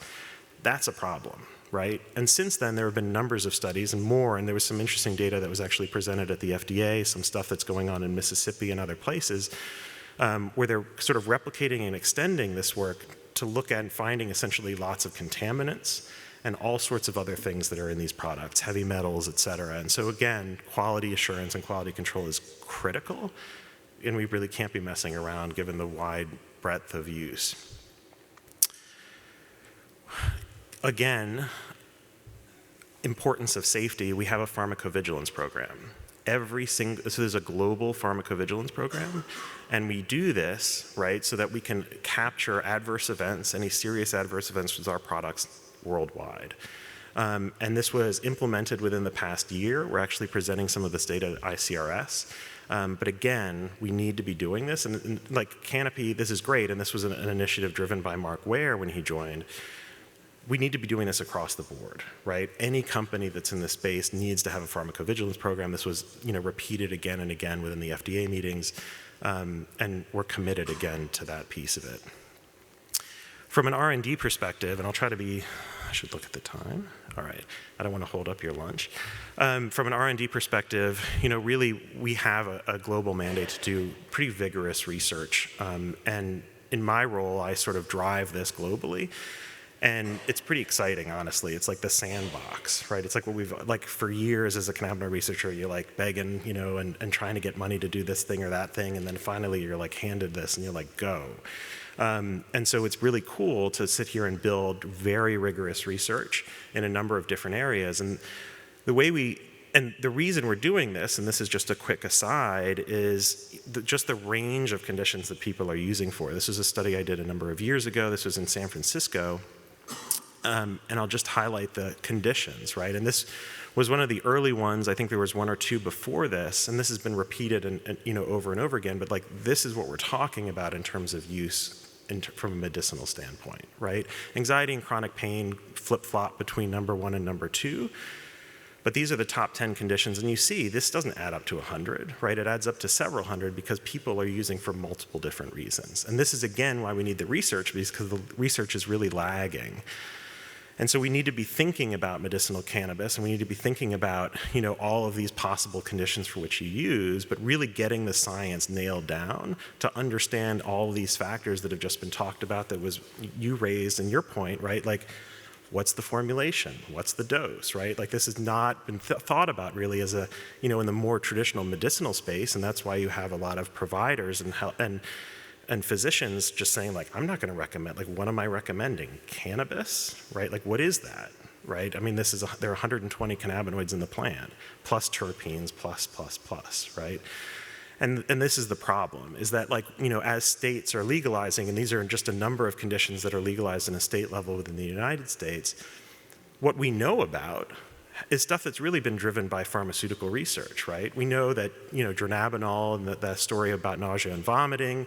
We know some of the work that was going on at CMCR in San Diego, driven by the California influx of money and interest in looking at THC and pain, Mark Wallace's stuff and others. We know from GW, right, that CBD, THC, and spasticity associated with MS from the trials on Sativex. And we know, of course, Epidiolex more recently with Dravet and Lennox-Gastaut.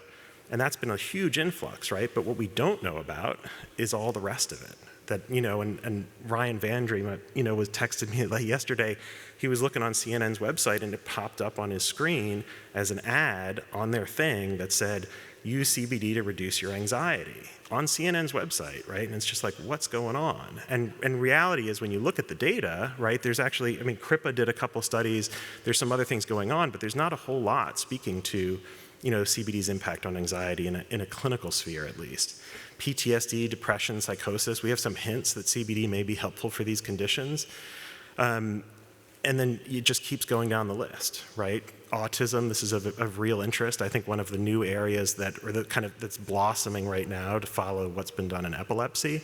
Really interesting work going on in autism. Fibromyalgia, there's a story there with THC. Tourette's, there's a story potentially there with THC. Kirsten Müller-Wahl in Germany has done some really neat work in this area. But again, we don't know much, right? So what we're doing is investing a large amount of money to try to figure this out. And not only from our internal driving this, but also supporting researchers with product, et cetera, across Canada right now to really do the research that's needed. So we not only have our own driven program, but we have an investigator-initiated research program that we support, as well as an animal health area, right? There's stuff out on the market. This is a whole other thing that's just fascinating to me. I'm not an animal health guy, but I find it fascinating. And so in terms of our R&D program, this is where we're heading, right? We've done a few studies that have gone on prior to the joining Mark Ware, as well as myself joining the company and the buildup of our programs.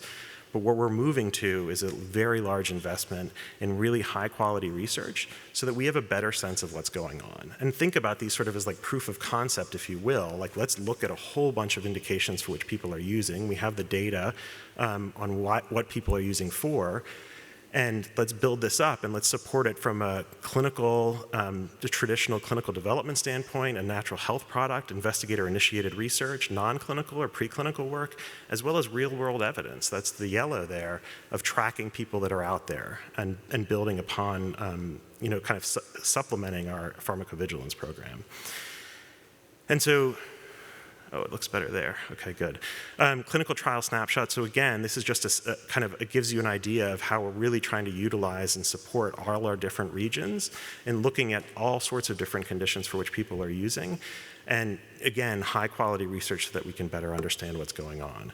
And really supporting regionally, right? We have our interests in Canada, within the United States, but then of course, in South Africa, they're interested, for example, in HIV, right? So let's support that HIV work, right? And these sorts of things, there's a lot of strategy, I think, in terms of identifying what's going on or picking conditions in certain areas. And so this is sort of upcoming milestones. I'm not going to focus too much on this, but we're cranking is the short answer of that. And so what do we do and how can we help the US in this? First, study conditions of great interest to the US. And I'm fortunate to not only be kind of looking at this from a global landscape for Canopy, but also within the United States, being based in the United States and having our clinical development team actually mostly based in the US, thinking about what's going on in the US. What do we need to be focusing on? Where are the gaps? And trying to fill those from just a public health need. So opioids, for example, right? Is that something we need to be focusing on and can we help? 2, investigator-initiated research, right? There are lots of people that are doing really cool stuff that I couldn't even imagine, right? I hear about going to talks and everything every day that's just awesome stuff. Can we support, what can we do, right? Give away product, fine. We are driven to understanding what's going on, even if there isn't an IP play, right? A lot of companies are like, oh, IP.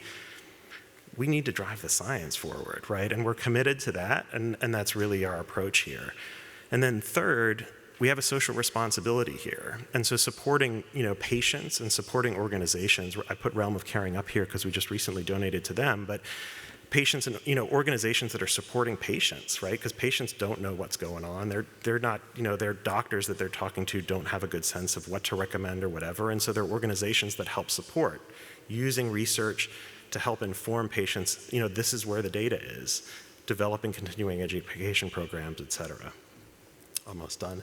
And then finally, we're growing and we're expanding in terms of how we're thinking about this. So Canopy historically has been botanical drug, but we actually just recently acquired C3. So if you think like THC Pharma, if you guys are aware with that, or others, this is a German-based company that does synthetics. So they make dronabinol, they make synthetic CBD, and other synthetic. So this again is just, let's think about this globally, let's support this. This isn't just a story about botanicals, and which is refreshing for me because I was also in the synthetic space when I was at Zenerba. So it's good to see the balance, and I think the balance is really needed. We need to figure out exactly what's happening, how it's happening, and move the science forward there. And then in the United States, right, we're now starting to think about, with the Farm Bill, expansion in the United States and from a grow operation standpoint, and from an R&D standpoint. How can we, right, develop and produce hemp-derived CBD for research as well as for the consumer market? So I'll leave it there, open it up for questions. Thank you guys so much for your time. Sorry to dig in a little bit to lunch.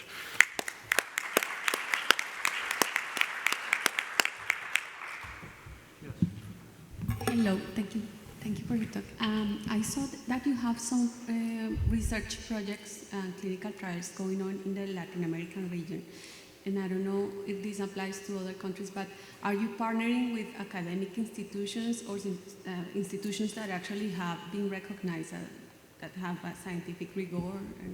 Oh, absolutely, yeah. And again, this is just the group of folks behind this, we're 100% into the rigor. 100% into pushing the most rigorous science forward. So, and I brought in a team of folks that have been doing this work, NIDA-funded folks, et cetera, that have been doing grant-based research for a long time with Schedule I, licenses and everything to sit down and say, like, let's design the best study and let's get it done with the best partners that know how to do this work. Hi, Marcel. Hey. Thank you. It's sort of a follow-up to my previous question. Sure. Are the products that you're encouraging studying aiming to get indications, FDA approval?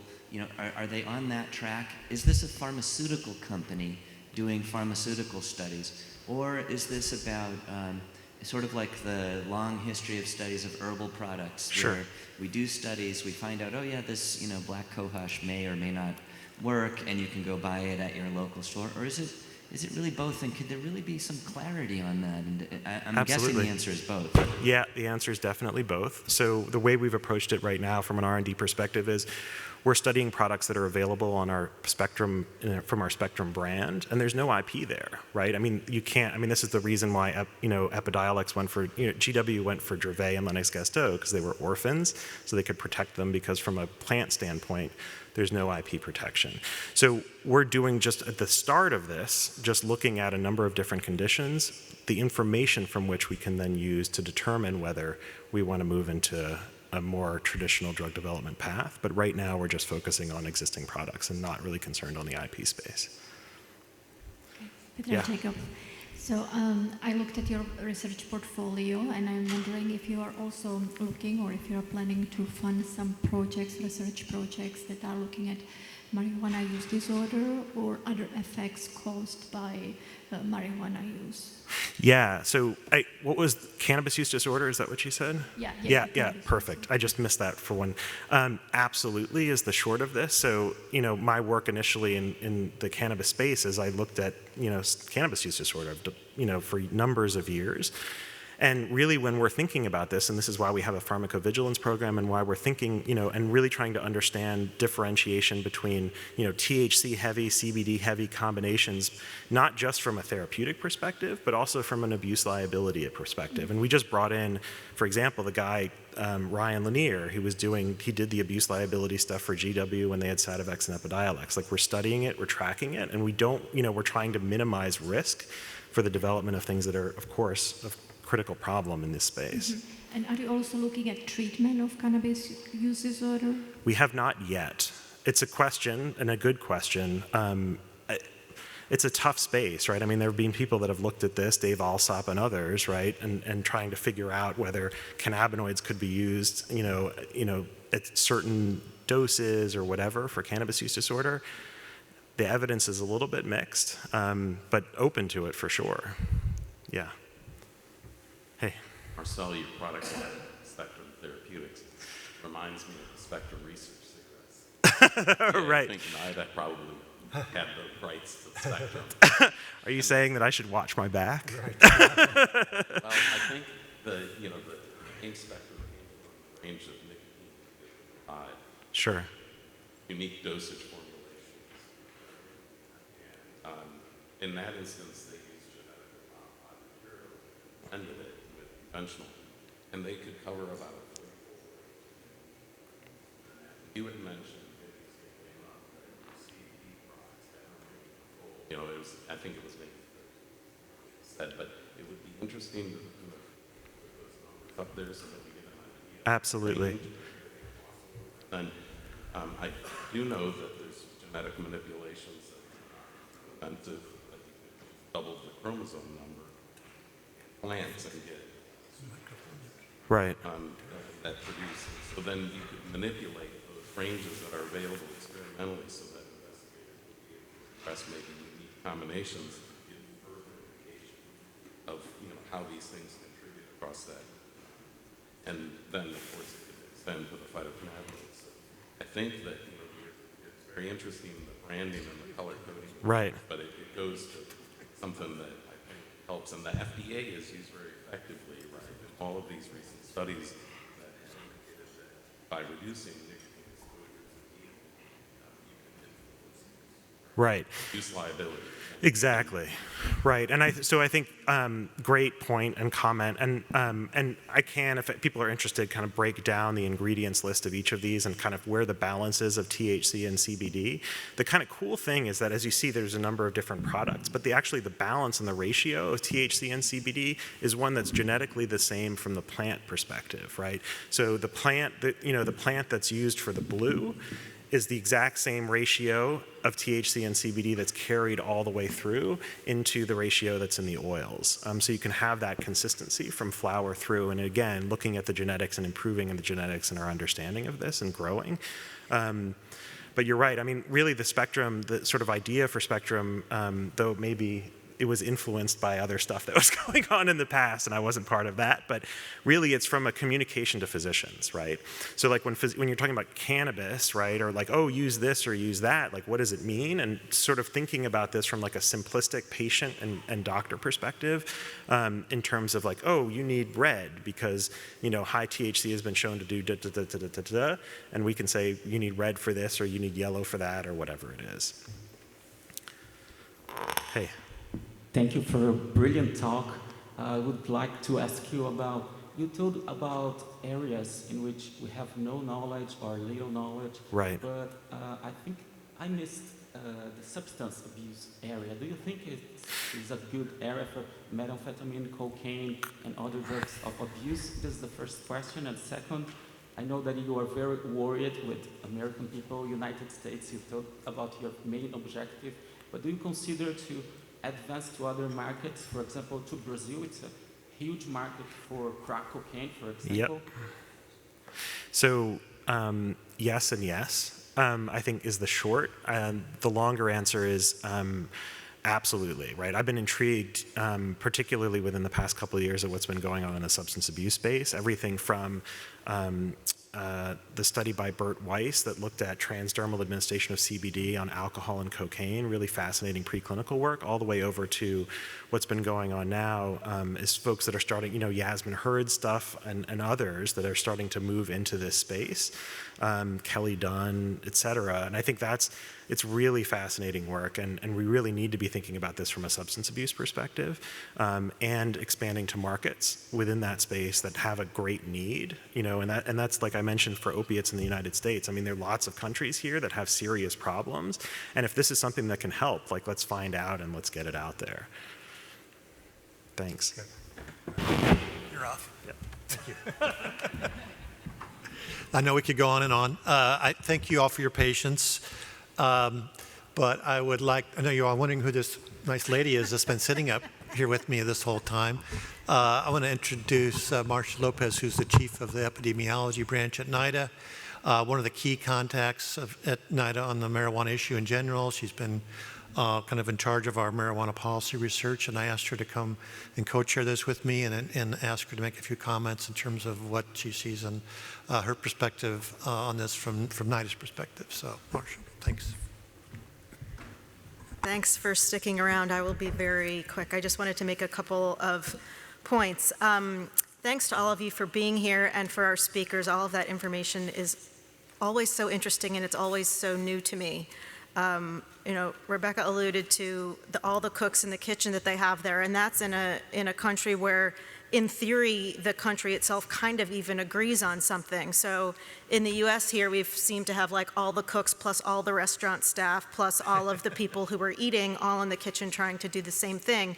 And it's really difficult and complicated. So when we talk about research and how we want to really support research collaborations, understanding what that means and how we define it and what our goals are, it's really important. And we have a lot of different goals.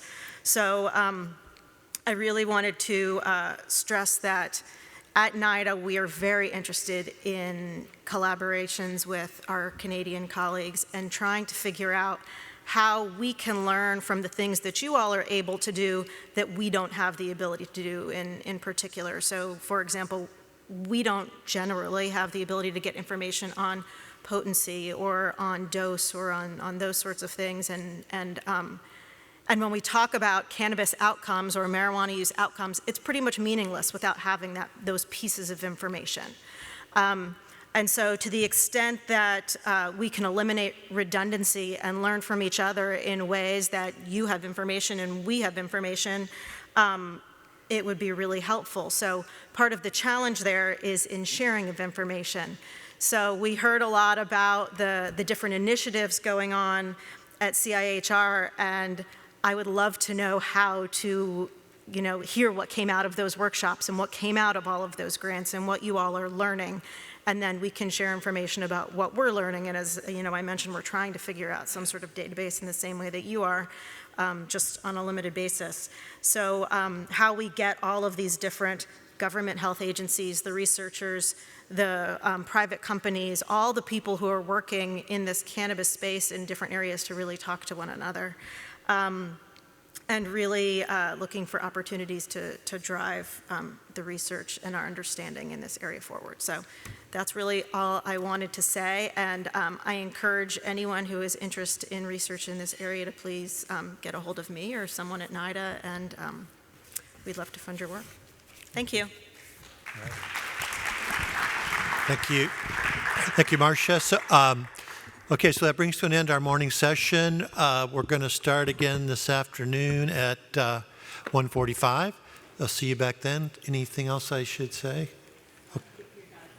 Well, if you have a travel award, don't forget to talk to Lisa. I know you won't, but Lisa outside. Okay, see you at 1:45.